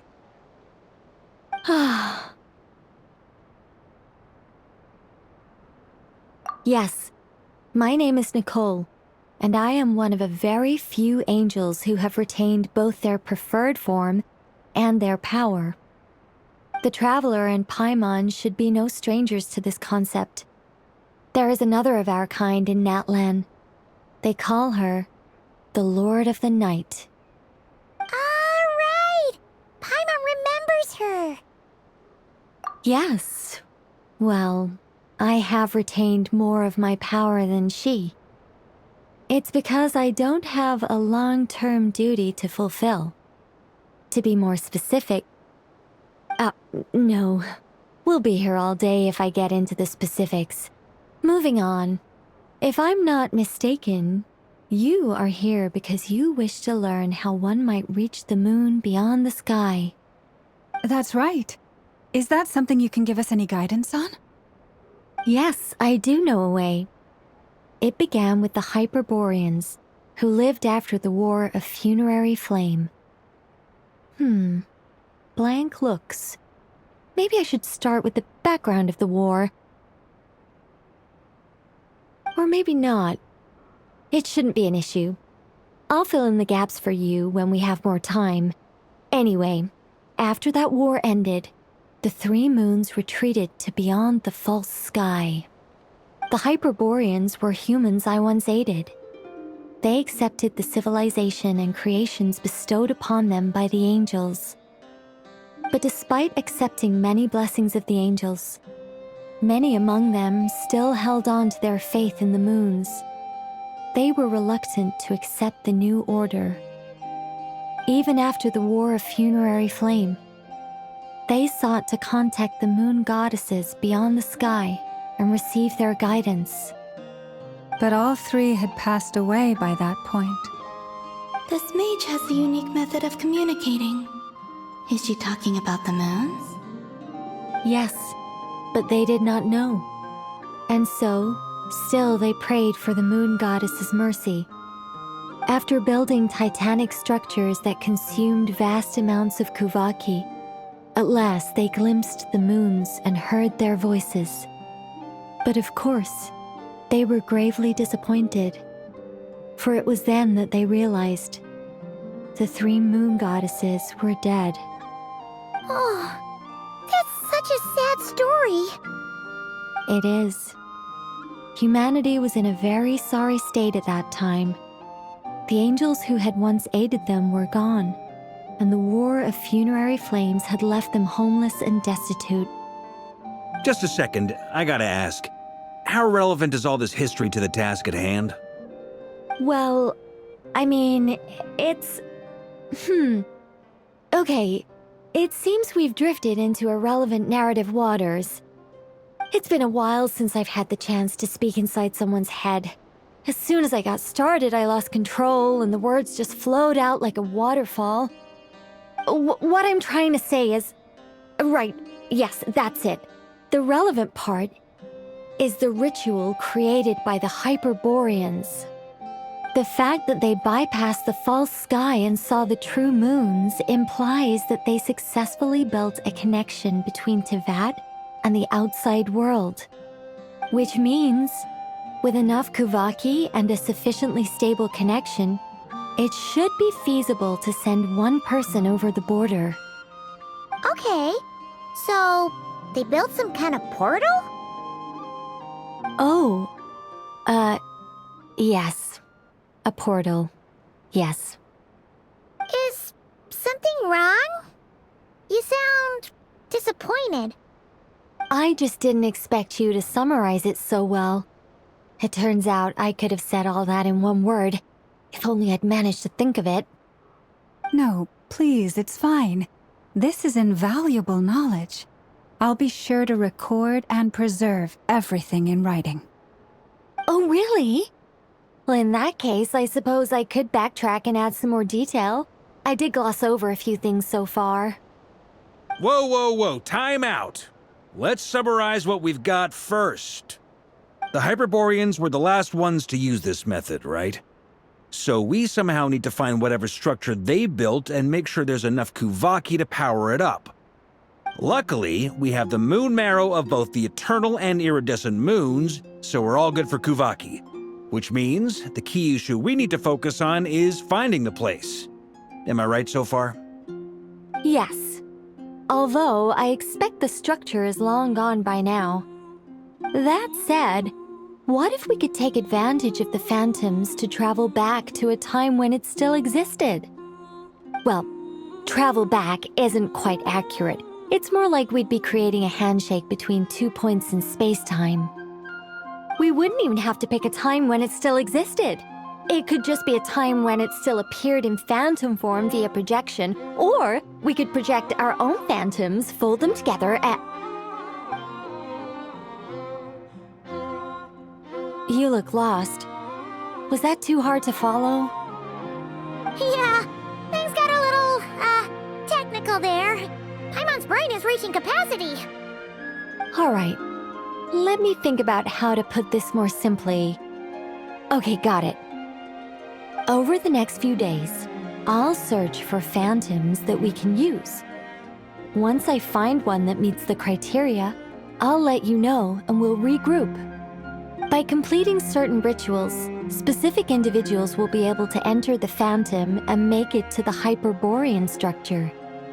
If everything checks out and it looks feasible, we'll just need to wait for Moon Prayer Night, and we can send the Moon Goddess back home. I'm really skimping on the detail here. Is this making any sense at all? I think so. For now, we'll just wait to hear from you. Yes.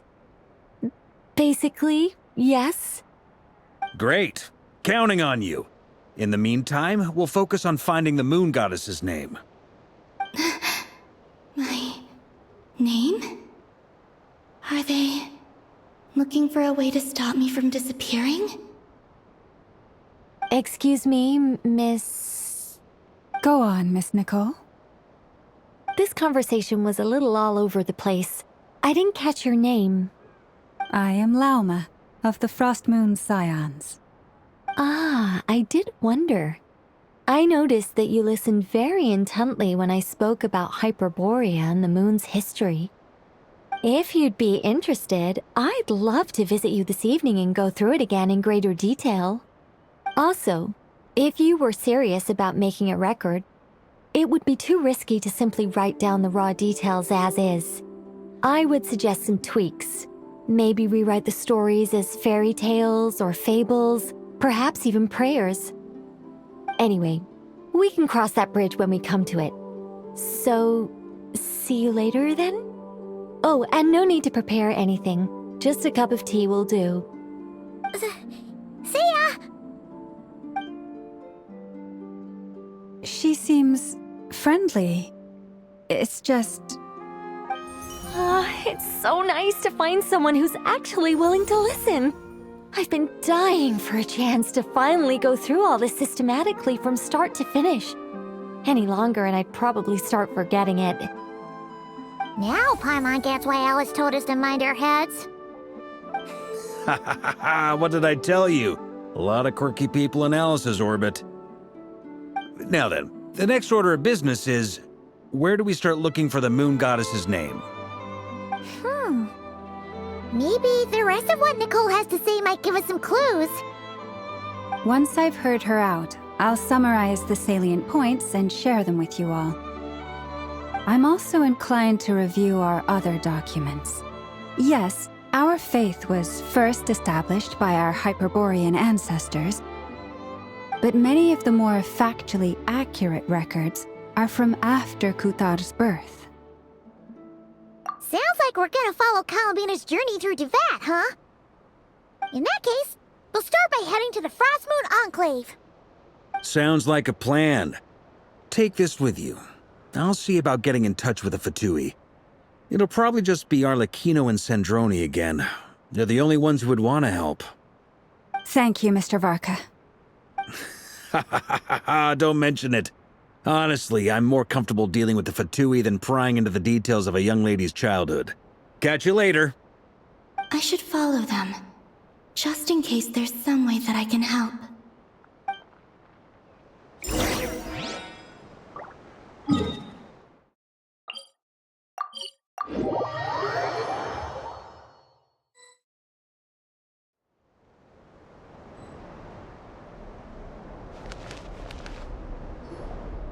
A while ago, I took the time to organize all documents in our possession that pertain to Kutar. What you see here is the material I consider reliable. You're saying there's unreliable material too? Yes. Most of the information we have was transmitted through an oral tradition. Inevitably, some of her stories were mythologized and deified over the years through countless retellings. That's why I organized them into reliable and unreliable. There's no sense seeking answers in history unless we can ensure the veracity of the historical record. Makes sense. Alright, let's take a look through.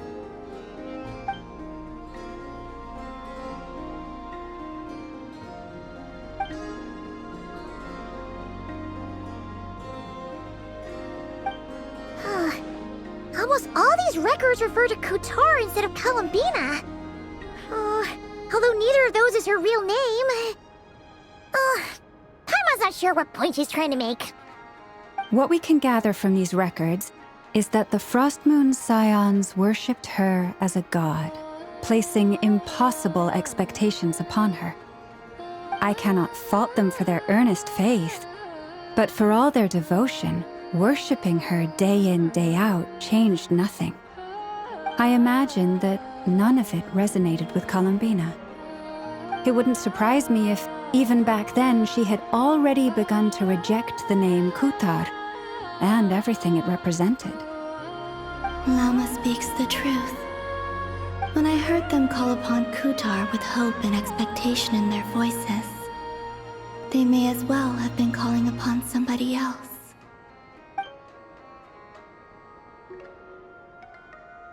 Well, that's a bit complicated. I looked at the level of detail, perceived authenticity, prose style, and how realistic their portrayal of Kutar seemed to be. Amongst the Frost Moon Scions of today, only I know of her existence, and I alone have spoken to her face to face. As such, I know that there are certain things she simply would never do. That being said, I have sensed some changes in her lately. Changes? Me? Seems like this is getting us nowhere. For what it's worth, why don't we check the unreliable sources too? Sure. Give me a moment.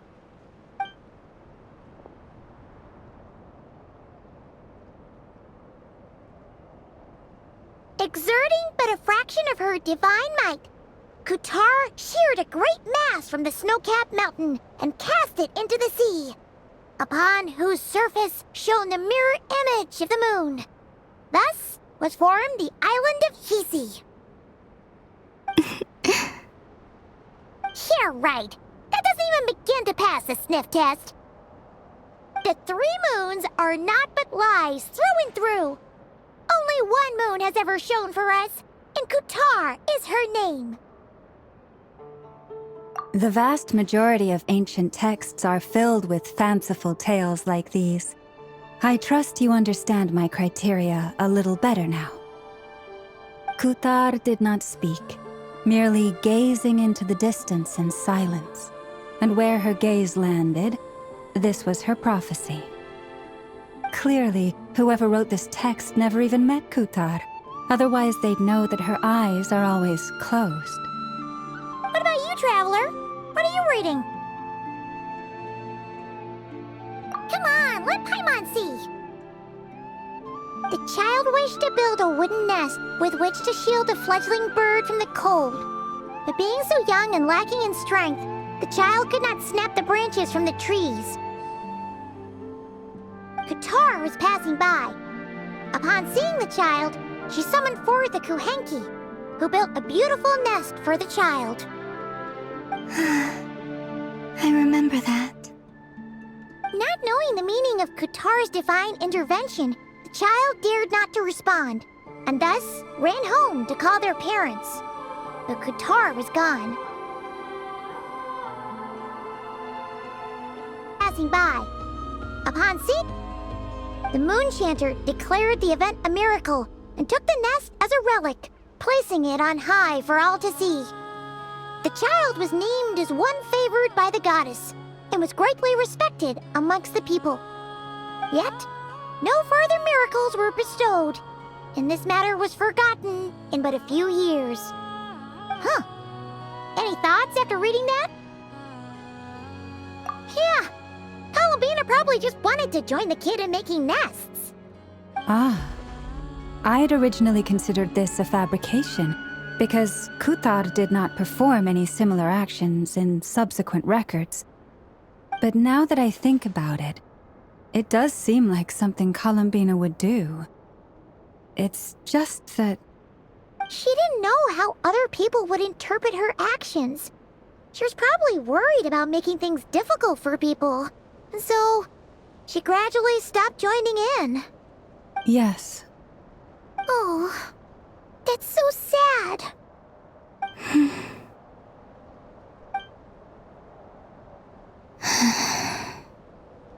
And now, I can make no such gestures of warmth, even if I want to.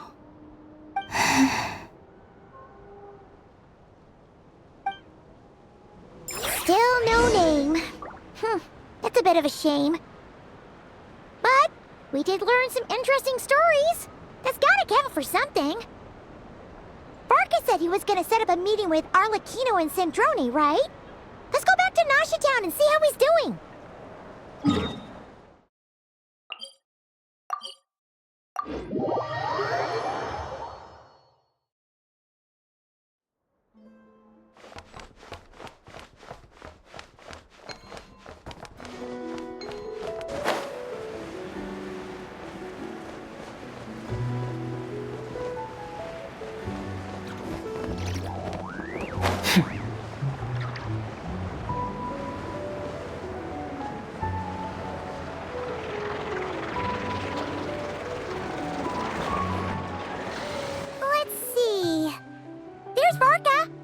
Oh, and it's Durin and Albedo, too! Yeah, this is pretty much the same place we bumped into each other last time. I convinced them to stick around a little longer. We were all waiting on people, so I figured having a little company would help pass the time. Ah, so you've been waiting for us? Does this mean that you've already arranged things with the Fatui? Sure does. Now you're back, we can go meet up with them together. How'd your investigation of the Frost Moon Enclave go? Well, we didn't find out Columbina's true name. But apart from that, it went pretty well. Aha, just as well that I didn't tag along then. I'm sure our moon goddess wouldn't want every man and his dog knowing all about her private life. Still, desperate times, desperate measures, I guess. Someone had to do it. So, Varka was waiting on us, but what about you two? Are you waiting for Alice? Oh, no, we already met with her. We discussed that experiment I mentioned to you last time. Oh, and she also handed me this communication device. That's right. I understand she informed you about the relationship between the phantom phenomena and Tevat's borders, yes? She wants me to help her with some more experiments on that front. She said that she'll contact me through this device with more information. Ah, I see. Following instructions and making observations. Pretty common research method. Takes me right back to Albedo's lab. Wait, then who exactly are you meeting? Someone you know. Albedo's met him too. But I don't think Miss Lauma or the Grand Master have been introduced. Introductions are overrated, especially in cases like this. It's you! So? It's not like the Academia has prohibitions against going abroad. Also, I applied for leave. I've been writing to Hat Guy since obtaining a human form. I've already brought him up to speed on everything that's been going on in Nodcry. Hat Guy? Turns out, I actually have heard that name before. Oh? Then why did you react the same way I did? I only knew the name, not the fella. But since we're all here, let's do some introductions for what it's worth. I'm Varka, Grand Master of the Knights of Favonius. Lauma, Moon Chanter of the Frost Moon Scions. And I'm a Driosh from the Vahumana Darshan of the Sumero Academia. Hat Guy. Good to see you again, Mr. Guy. I believe we last saw each other on the boat ride here. Mind you, the only reason I came here is because there's someone I want to look into. Who's that? The Doctor, also known as Dottore. second of the Fatui Harbingers. From the tone of your voice, it sounds like there's bad blood between you. I was reviewing our archives and noticed that a lot of information about him was missing. Left a bad taste in my mouth. That's all there is to it. Dottore, or Zondique, as he was then known, once studied at the Academia, but he got kicked out before he could graduate.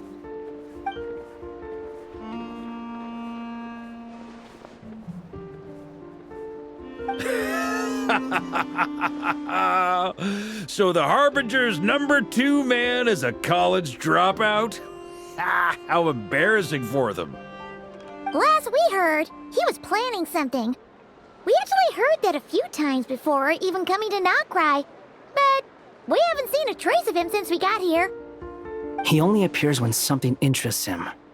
For all we know, he might have left already. But the fact he did something here at all is worth noting. It'll fill a couple extra lines in his file. Why does it sound less like a file you're writing and more like a criminal record? Anyway, we were just about to meet 2 of the other Harbingers. Want to come along? You might learn a thing or two about him there. Sure. Even though they're Harbingers, well, they're old acquaintances of ours, so, you know, when you talk to them, try to be... I got it. The Frost Moon Scion's relations with the Fatui remain tense. Forgive me if I do not attend. In that case, we'll continue assisting Miss Alice with her experiments. Good stuff. Everyone's having a fruitful time. All right, we better get going. I'll lead the way.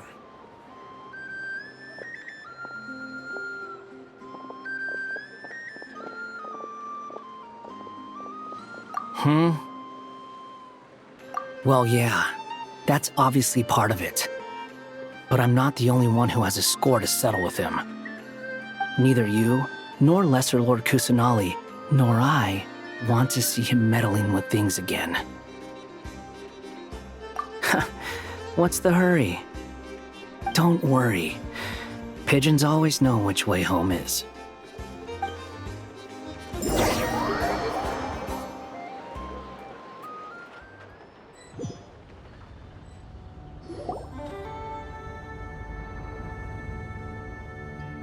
You made it. Who is this? A scholar from Sumeru. They call him Hat Guy. He's an old friend of the Travelers. Wait, this is the Academia representative you wrote about? He doesn't exactly look the part. I believe this will prove my identity. You'll notice it bears the seal of the Sanctuary of Surasthana. Well, what do you know? So it does. All right then. My mistake. It's fine. I expected as much. What? So as I mentioned in my letter, the Academia's got its eyes on Dottore. But this matter remains top secret. Apart from those assisting in the investigation, the fewer people who know, the better. If anyone asks, I'm here in Nocturne to pursue my personal academic interests. Gotta say, Varka, you did pretty well to keep all this under wraps for so long. Sounds like you got in touch with the Academia about this way back. You flatter me. Where do I even start? Remember that time we fought Rerir at Star Sand Shoal? He sure let me have it then, didn't he? I'll bet Dottore had that all sketched out, with me as his convenient little pawn. He could not care less about us if he tried, but hey! The feeling's mutual. Does Dottore really strike you as the sort who values his relationships with his colleagues? Fair point. Definitely not. Which is why I always keep my guard up whenever he starts making suspicious moves. To that extent, our motivations align. On top of which, I consider you trustworthy people. Now, back on topic. In the wake of the Reikir of Solnari episode, Sandrone and I grew suspicious about Dottore's complete inaction during the entire affair. so we tried to find out what he'd been up to, but unfortunately to no avail. He never lets anyone in on his plans. The more he cares about something, the more secretive he gets. Indeed. Perhaps he believes that by keeping a low profile, he can avoid trouble. But that trick isn't going to work on his colleagues. Yeah, I mean, he's been researching the ancient moon's remnants. And he's been trying to get his paws on the moon marrows. Only an idiot would believe he doesn't have something more planned. With this in mind, I returned to Snezhnaya and relayed my thoughts to Her Majesty the Tsaritsa, entreating her to have him recalled. That's pretty direct. Did the Tsaritsa agree? Yes. I made it abundantly clear that the Fatui's business in Nodcry is almost concluded, and we do not need 3 harbingers in this territory. Her Majesty concurred. Accordingly, Dottore has returned at her orders. I imagine he is continuing with experiments, which no one besides he would ever have any interest in. Common sense might mean nothing to him, but he's not stupid. He knows that no good can come from opposing the Tsaritsa. Smarts alone won't get him all the way. He needs the Rooster's resources and Regrator's Mora, both of which the Tsaritsa can strip from him by waggling a finger. But doesn't he have a track record of publicly following orders while going against them in private? He probably has it down to a fine art by now. Wouldn't put it past him. We worked together on a research project once. Only briefly, but it was enough to show me that we're fundamentally different people. He has no interest in doing things methodically, stage by stage. His thoughts jump all over the place, and the moment his curiosity is satisfied, or he gets the results he wants, he disappears. The only similarity we share is that, once we set our minds on doing something, we will see it done, whatever it takes. Well, we definitely saw some of that in your battle with Rerir. You got so competitive. Ugh, do not remind me. Then I believe we all concur. Dottore will not simply give up. Fantastic. Now this is turning into a whole day of unpleasant memories. Ugh. Are you talking about the moon marrow stuff?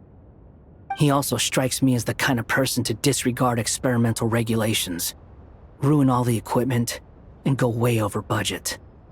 Then leave the first person he can find to deal with the fallout. Exactly! This one time, he was running some high-temperature experiment and the substance exploded. But does he care? No! He orders his subordinates to open the device so he can observe the results, which causes the gas inside to leak out. That gas was poisonous! If I hadn't been there, who knows how many people might have died. And after all that, he left! While I was still cleaning up after his mess. What a waste of time, he said. Waste of time? The nerve! He wasted my time! You've been bottling that up for a while, huh? Hat guy, I must say, you seem awfully familiar with internal Fatui affairs. Especially when it comes to Dottore. Thank you, Lady Harbingers, for providing such valuable information. I have no other questions for now, so I'll be on my way.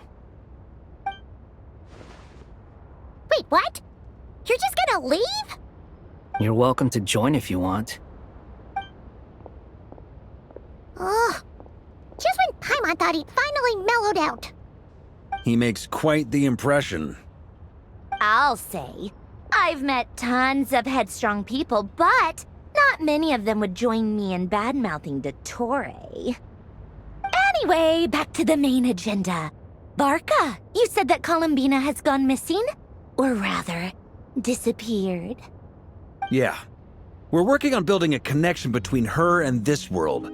The simplest method is to find out her real name. I've actually asked her that question before, but she said she didn't know. Considering our relationship, I doubt she was lying to me.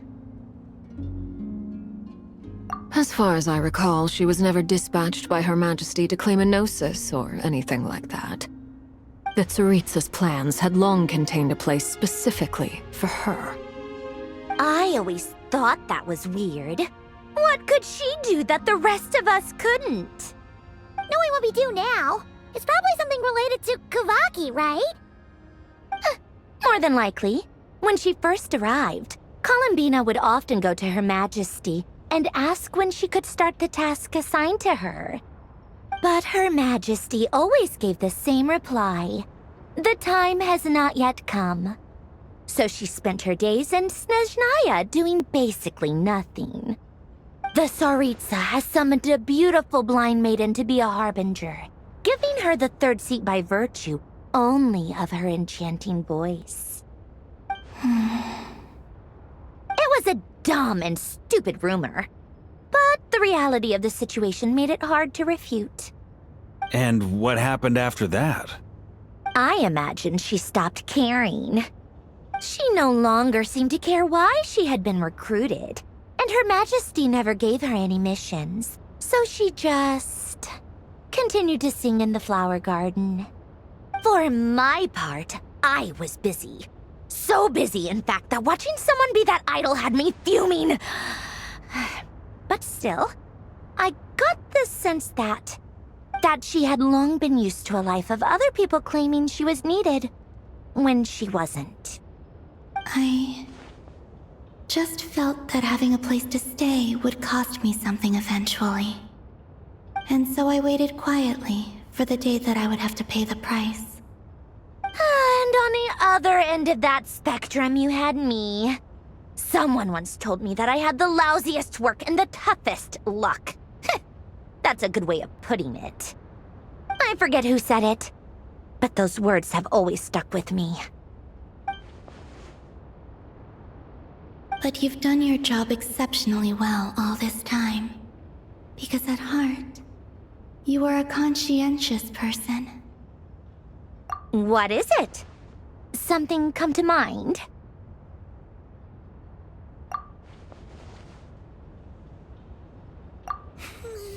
That makes sense. Nothing screams you are needed like your name shouted from across the town. Well, good luck with it. But if you ask me, Columbina is still the most shoutable name. I'm just so used to it now, after all the arguments we've had. I can't be bothered trying to remember another name for her. Nor I. Sandrone. Harlequino.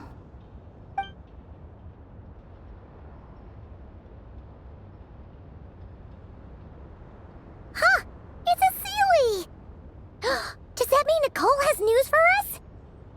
Ladies, I thank you for your hospitality. If the chance ever comes up, I definitely owe you both a drink sometime. I'm sure it will. You can make your own way out. Heck, you've been here enough times, you probably know your way around better than I do. Okay! Time to do what adventurers do best! Follow that Sealy!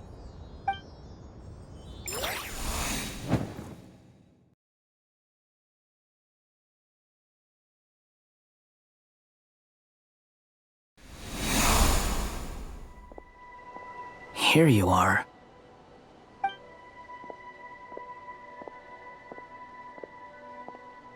Oh, hat guy. How come you're back so soon? Did things go all right with the Fatui? Fine. Dotori's been summoned home by the Tsaritsa. Couldn't get much more than that. How about you? Any progress with the investigation? Unfortunately not. We've tried everything. Different phantoms, different locations, different points in history. But the results are the same each time. Abyssal monsters roaming the land. People crying out in despair, with no hope of being rescued. Every time I see it, I can't help but think, is this what it was like in Mondstadt when Dragonspine Durin attacked? And if I fail in the task I've been given, will I create yet another tragedy? That's just meaningless speculation. When we encountered similar phenomena previously, I tried to interfere with those illusions, using sounds and lights to guide them. However, we could not change their fates. At most, we were able to extend their existences. The events of the past are like fate that has been written into Irminsul. There isn't a living thing in Tevat that can escape its past. But Miss Alice instructed us to try to find ways to change the outcome that these phantoms face. It's an impossible task. Can't you just refuse?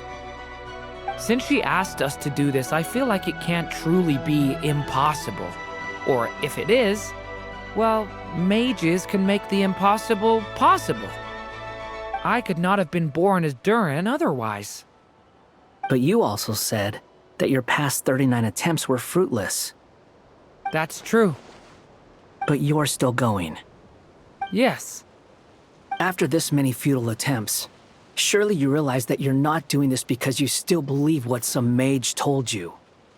It's because you want her hypothesis to come true. It's something you wish for deep inside. So, think for yourself about what you want to do. As long as you don't believe it's futile, it isn't. Yeah. Previous experience indicates that we cannot touch the phantoms, which limits the effectiveness of our interventions. If we want to clear this hurdle, we need to break this rule somehow. Same thought here. Following the same rules means repeating the same failures. Reducing ourselves to mere playthings of fate. So you mean we need to figure out a way to make contact with them despite knowing that we can't? Yes, and I suspect that's something only you are capable of. Everything in Tevat is logged in Irminsul, but the withering that once occurred in Sumeru was a sign that the Great World Tree was being corrupted. This corruption allowed things that should not have existed in Tevat to appear. This is tantamount to rewriting reality to an extent. You're saying abyssal power might be able to affect those phantoms? No one's ever tried it before. If you're gonna try it, it'll take courage. And you have to be confident that you can control it. Is anyone there? Has anyone seen my daughter? She's missing. I have to find her. I hear someone inside. Spargana? Are you in there? Ah! If I can use my abyssal powers to warn him that there is danger here, maybe it'll change his decision. Maybe he'll stay away. Yes. The important thing is not the nature of the power, but rather how you use it. To intimidate and obstruct. Sounds about right for the Abyss. Well, let me try. I should be able to influence that thing. Have you seen a little girl? What? This isn't the time for that! Just run!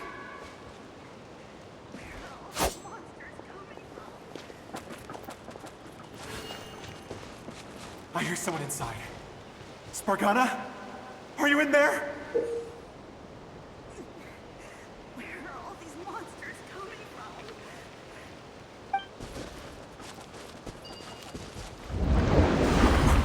What is this? Looks dangerous. I should get out of here.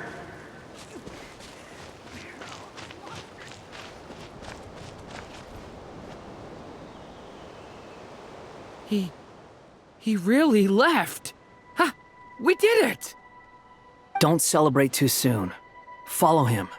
See what he does next.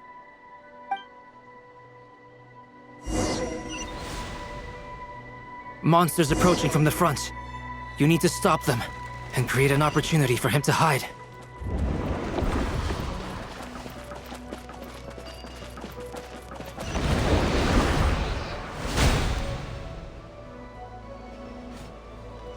Help me!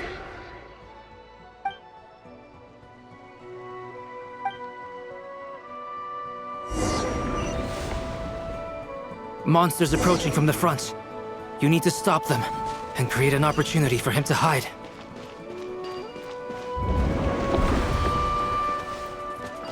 No! There's monsters ahead!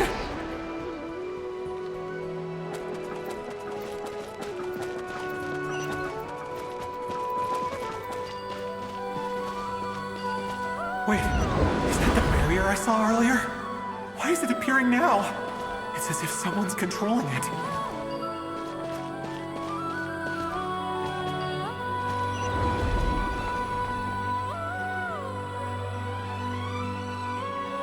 The monsters are gone. Is it safe now?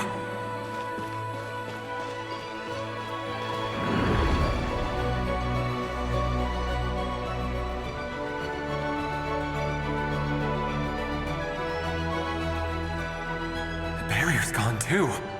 How odd. Anyway, I guess I'll keep going. Quickly, let's keep up.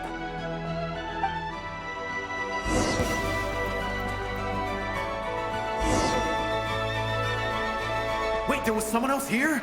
Don't go any further. We've got anti-monster traps laid out everywhere. But my daughter must just be up ahead. I have to go. This way's blocked.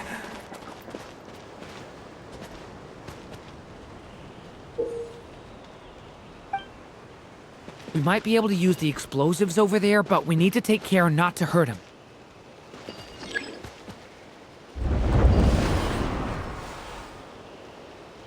I'll use the barrier to keep him at a safe distance. This barrier seems to be helping me somehow.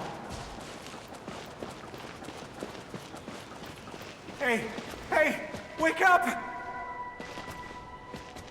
Oh, no good. Gotta keep moving ahead.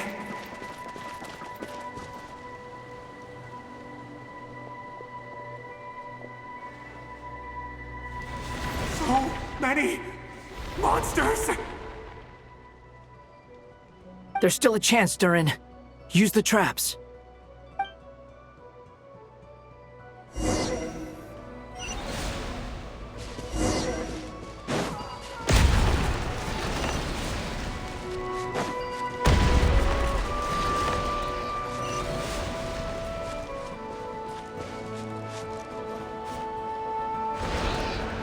Help me!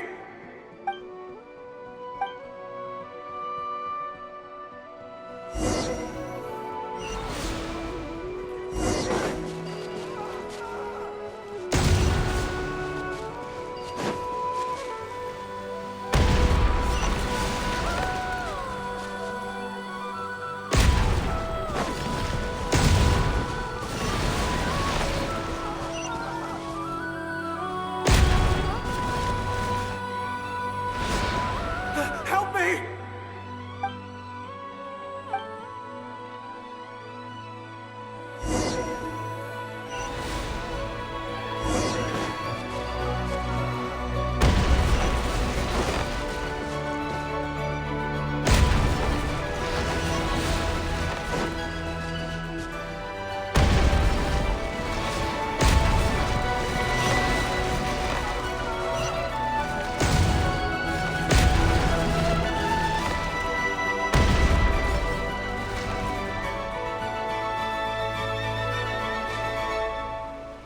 This is a new development. I've never seen this happen before.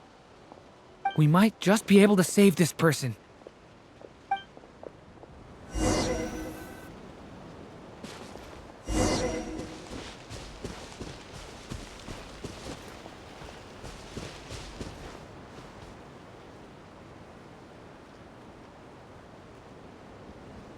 Hello there. Have you seen my daughter? Spargana's her name. She's carrying a large backpack. Get out while you still can, you fool. You won't find any survivors here. But I can't just leave her here. She must be so scared right now. Sorry. Wish I could help, but I haven't seen her. You'll just have to keep looking. Okay, thank you. If I do find her, I'll get her to shelter and come back for you. Don't bother. I've got nowhere left to go. What's that noise? Monster! No, if he goes inside, he'll be walking into a trap. Let's try this once more. This time, we have to stop him.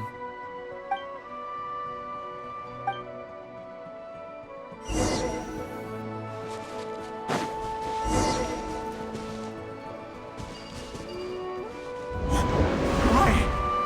How will I know where Spargana's gone like this? You know what? I'll trust this strange barrier. It's gotten me this far after all.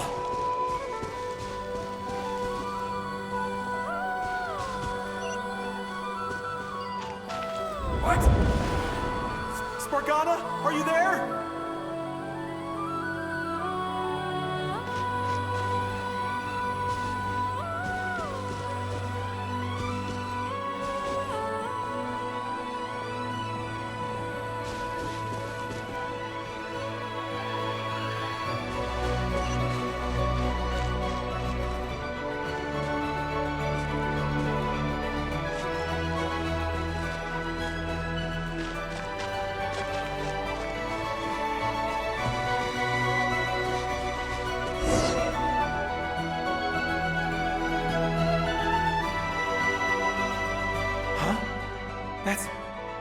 That looks like one of my daughter's books!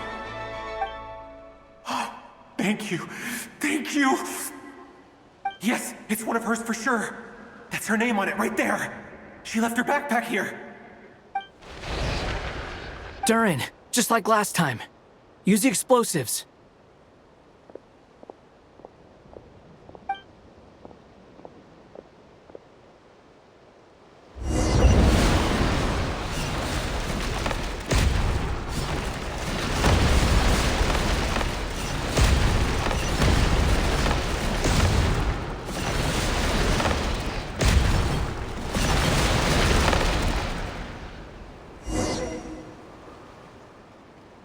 It won't work.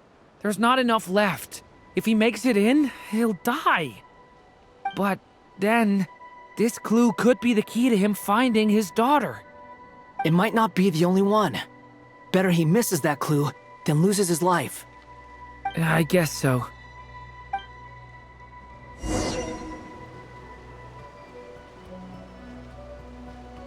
Stop him, Durin. We can't let him get any further in. That's my daughter's book! She's passed this way! Why? Why won't you let me go in?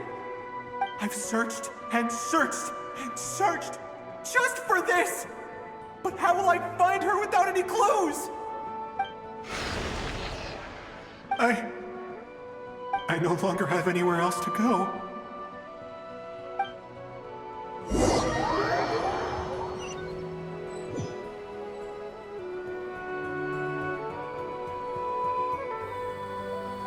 I'm sorry. I'm so sorry. He refuses to go anywhere else. Whether he opens this door or not, all that awaits him now is death. We couldn't change his fate. Albedo? Hat Guy? Let's try one more time. I don't know how we're gonna do this, but I don't want to give up either.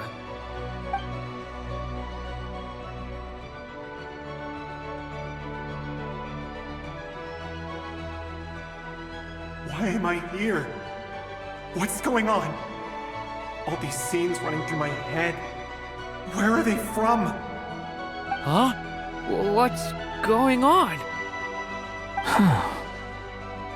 His reactions have changed. How many times have I... What's happening to me? Huh? Wait. Who are you? You can see us now? I feel like I always could, but that I only just realized you were there. I'm sorry, I don't know how to describe what I'm feeling. But you were the ones guiding me using that marked barrier, right? I haven't done anything yet, but those monsters, those deaths, they feel like memories. Like things I really did experience. I won't find my daughter. In fact, I'll ultimately die trying to find her. Isn't that right? Well, no, it isn't. Yes, it is. Even so, we're trying to find a way out of this. You've not seen my daughter either, have you? It seems she really isn't here.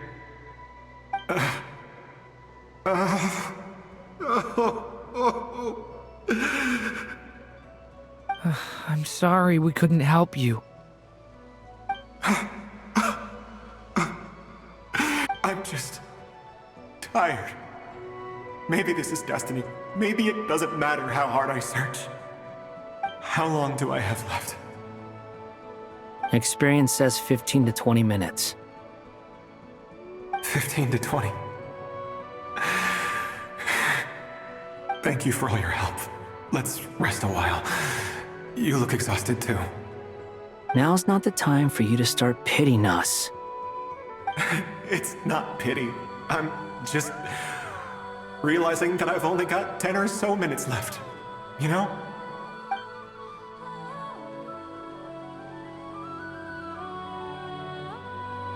You say you're from Mondstadt, yes? A place with windmills, where people enjoy limitless freedom? And you're from Sumeru, where they've built an academy into a giant tree? Yes. It seems you've never heard of either place. Those names are unknown to me, I'm afraid, yes. Have you heard of Hyperborea? I have, but I heard that it was destroyed in the distant past. I see. That was where my ancestors once lived. What about Delphi Pytho? Was it later rebuilt? I've never heard that name. Then what about Sal Vindagnir? I have seen that name on stone tablets on Dragonspine. But I'm afraid the only things left of that place are its ruins. I see. Sure enough, there was no way to turn this around, huh? I'm sorry. I was the one who asked to chat, but it seems like we're too many ages apart. There's barely any common ground to start from. It's all right. We did hear something new, at least. From how you speak of your lives, things must be going all right for you, I guess. They are. Mondstadt is a place of freedom and happiness. There's a lot of good people in the church and the Knights of Favonius, and even outsiders find that it's an easy place to feel at home. We have festivals a few times a year. Everyone gets together to drink, sing, and be merry. Sumeru is a lot more uptight.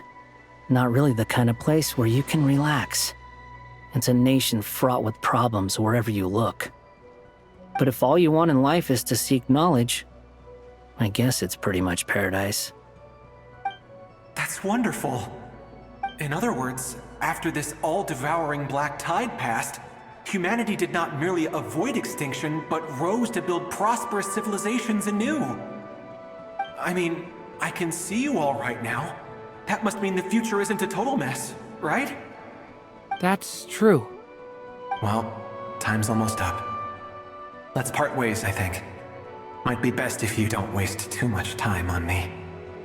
The chances are slim, I know, but I'd like to spend these last few minutes looking for Spargana. If things work out, I'd love to tell her about what I've heard. May we meet again. Well, or not, most probably. In that case, may your wishes come true.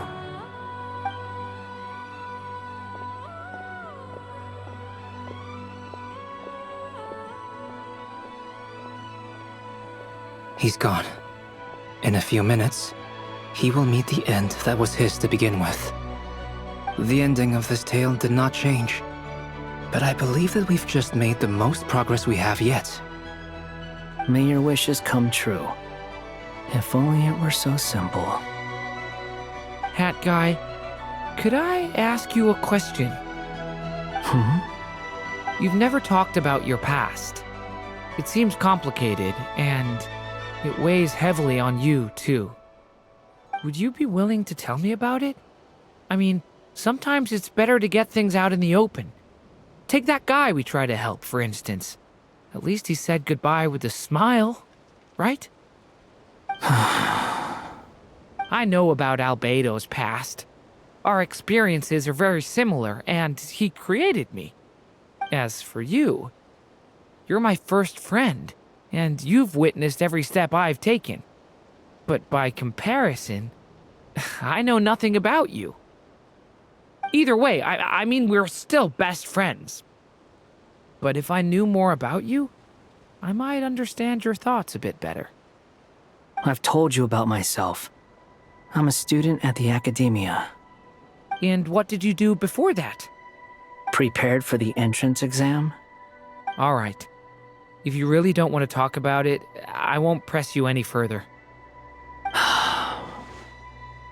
I was a puppet built from the branches of a white tree, using technology left behind by the Conrian schools of mechanical engineering. A white tree?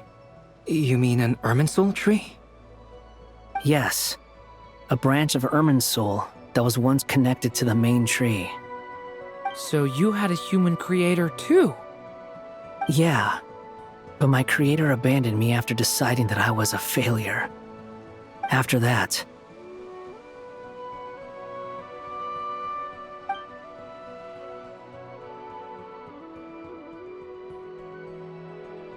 Durin, resisting the influence of the Abyss, suppressing the urge to destroy, trying to do the right thing.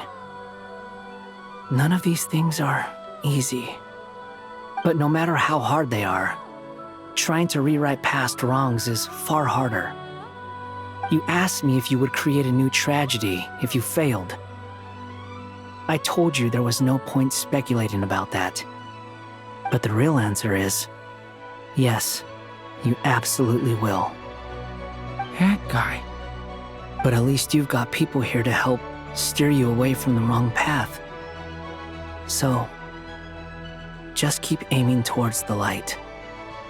I will. I promise.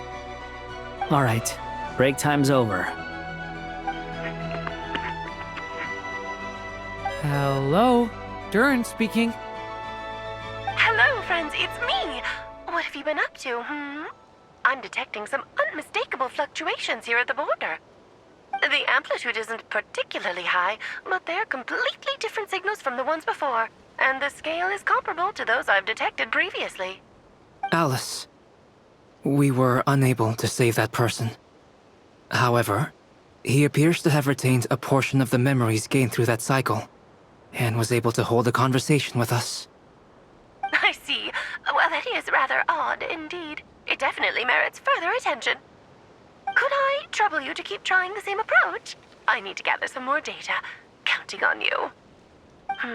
I should probably have Nicole come and check this out as well.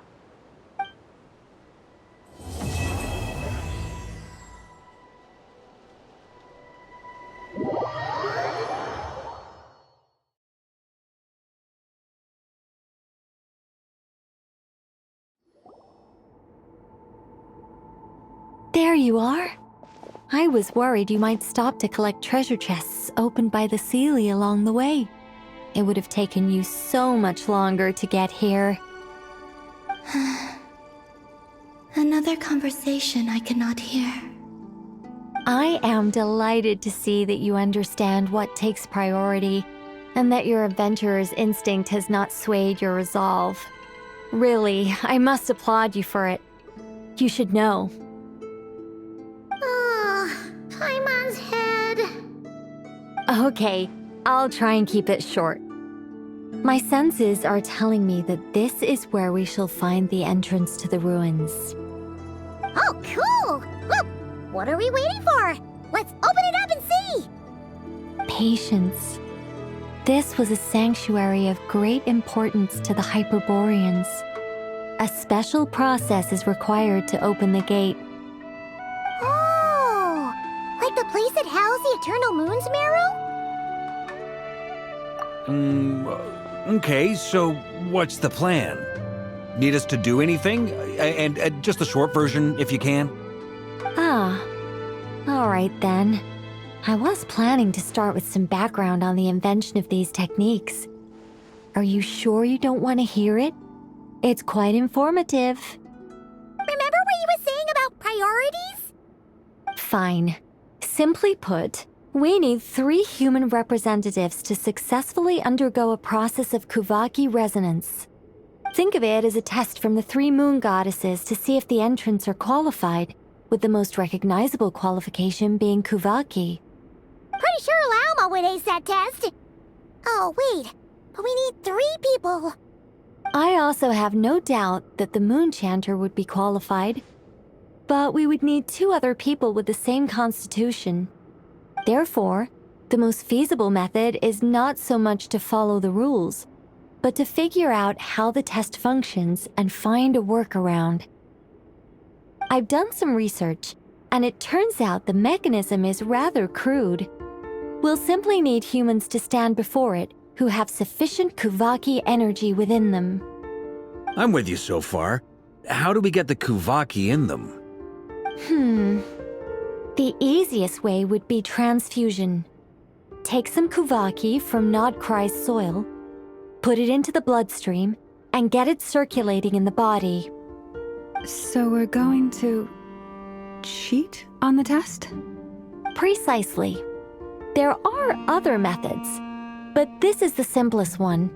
Cheating the system is much easier than trying to hide from it. Huh? Sorry? Does the idea of cheating upset you, Miss Lauma? No, that's not it. I suddenly had an idea. Oh, what is it? It's about Moon Prayer Night. I figured out a way for Kutar to join in the festivities. Huh? But as Paimon said, we need to have our priorities straight. Let's get back to the test. I'll follow up with Nefer on the festival arrangements. Oh, okay.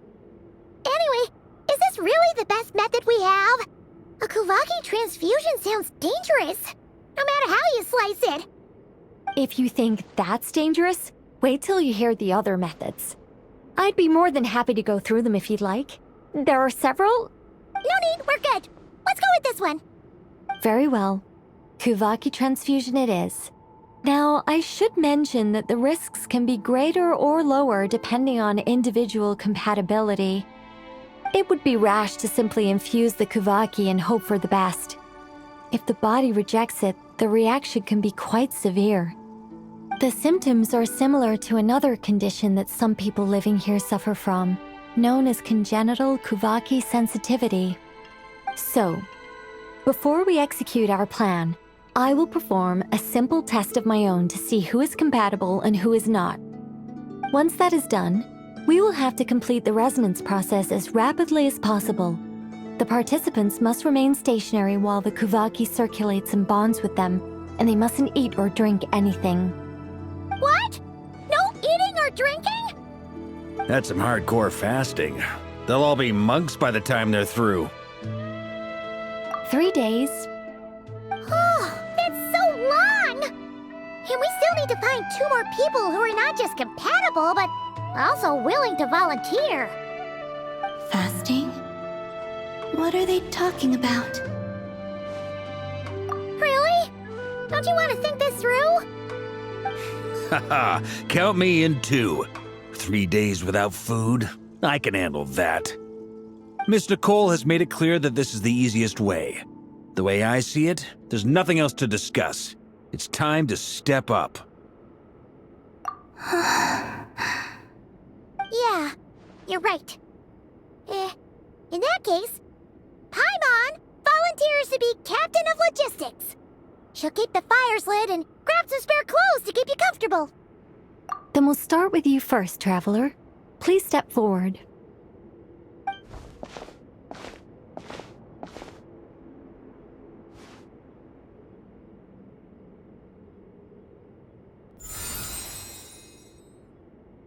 How's it going? Do you feel anything? How about now?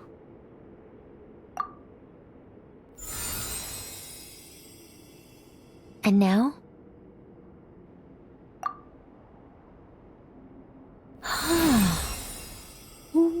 What about now? You guys, it's not a competition, you know. All right, I'm officially impressed. Even as a descender, you can withstand far more than I imagined. It's like I summoned a giant stone titan to arm wrestle you, and your arm hasn't even moved an inch. In my last attempt, I infused 5 times the amount of Kuvaki required. Yes, safe to say, compatibility won't be an issue for you.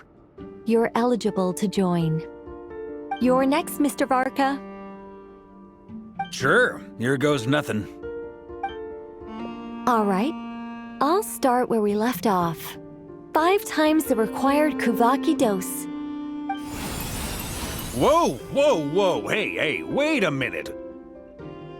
How's it going? No, not great. I kind of want to puke. Feels like I've been drinking too much. A few bottles of wine, then a big stein of Dark Horse, with some hard liquor from Liyue mixed in. You think this is funny? I just lost to a young lady in an arm wrestling contest. I'm never gonna live that down. My apologies. I'll lower the concentration and try again. Oh. How's it going now? I'm not as dizzy as last time, but I can still feel it pulsing around. In that case, you wouldn't be an ideal choice, Mr. Varka. Let's try someone else. Okay. Let's go ask some of our other friends then.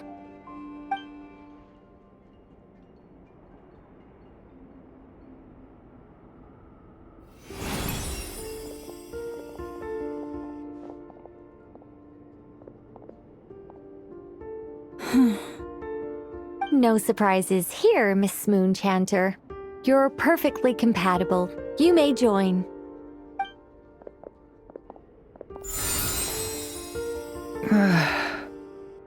I'm getting a slight headache. Shame. You were so close.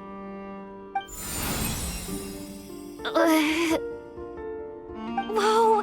Time itching all over! Allergic reaction. We can't have that. Huh? Well, are you gonna start a what? The Hexenzirkel is an organization that cares for and protects children.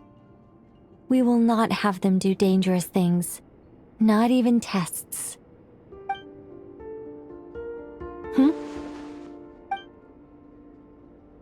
Is something the matter?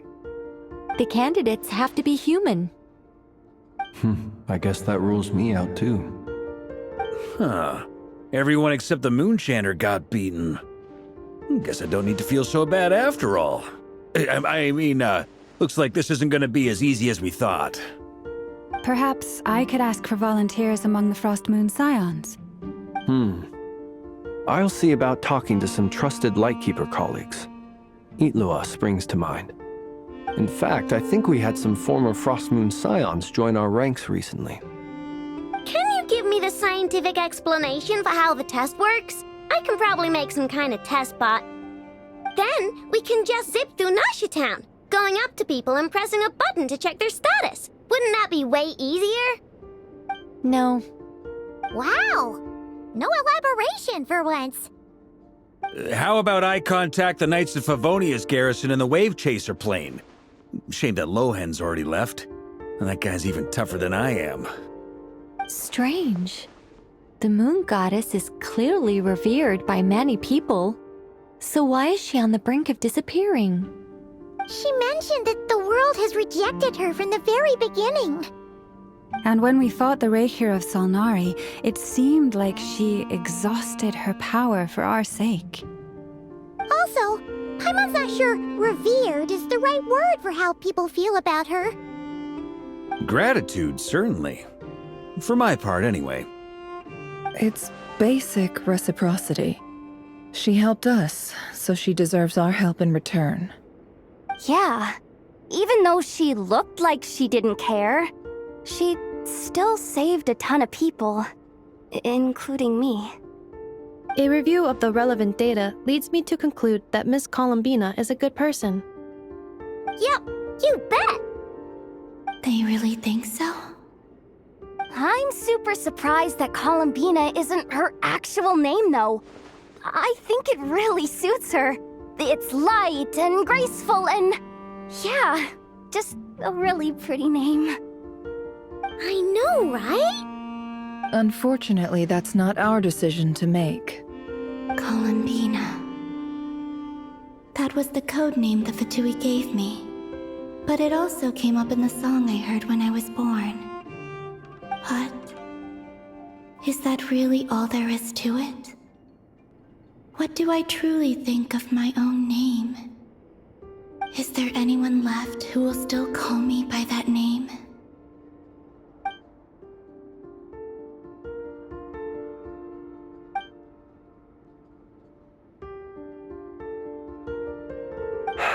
Moon Prayer Night is getting closer by the day. We're running out of time. We need to look for other candidates. Then allow me to try. Huh? What are you doing here? You contacted your friends via the Adventurers Guild. Sandrone has been keeping an eye out for something like that, so she informed me. Since I have the ability to accommodate a moon marrow, I should prove to be a suitable candidate. Arlecchino. When can we begin? I see. We can begin right away.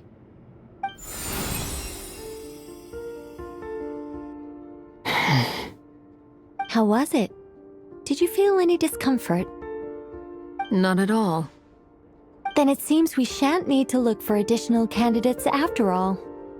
Great! Cool. All right, like Paimon said, the rest of us can take turns making sure the three of them stay warm and comfy. Then, my job is to take care of the caretakers. I will ensure everyone receives food and accommodation. I'm ready as well.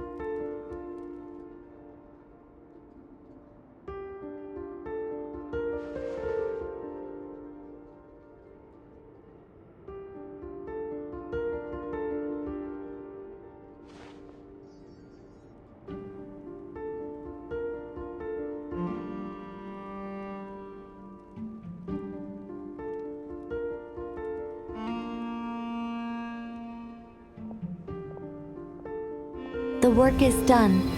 The sacred scroll shut. The stars grow dim, the people silent.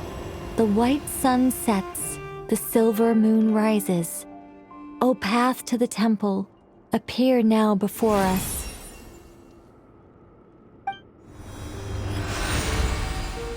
Wow! It really opened! So that's what all this is about. They've been trying to open this gate. Come, let us enter. It might be best to eat something first. Take care to chew properly and swallow slowly. It will give your body time to readjust to the digestion process. They will head in soon. They will need to enter this gate.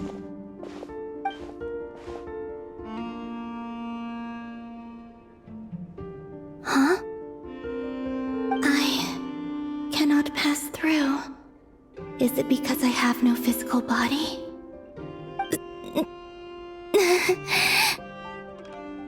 It has been 3 days. My strength has all but completely faded. Can I really hold on until Moon Prayer Night?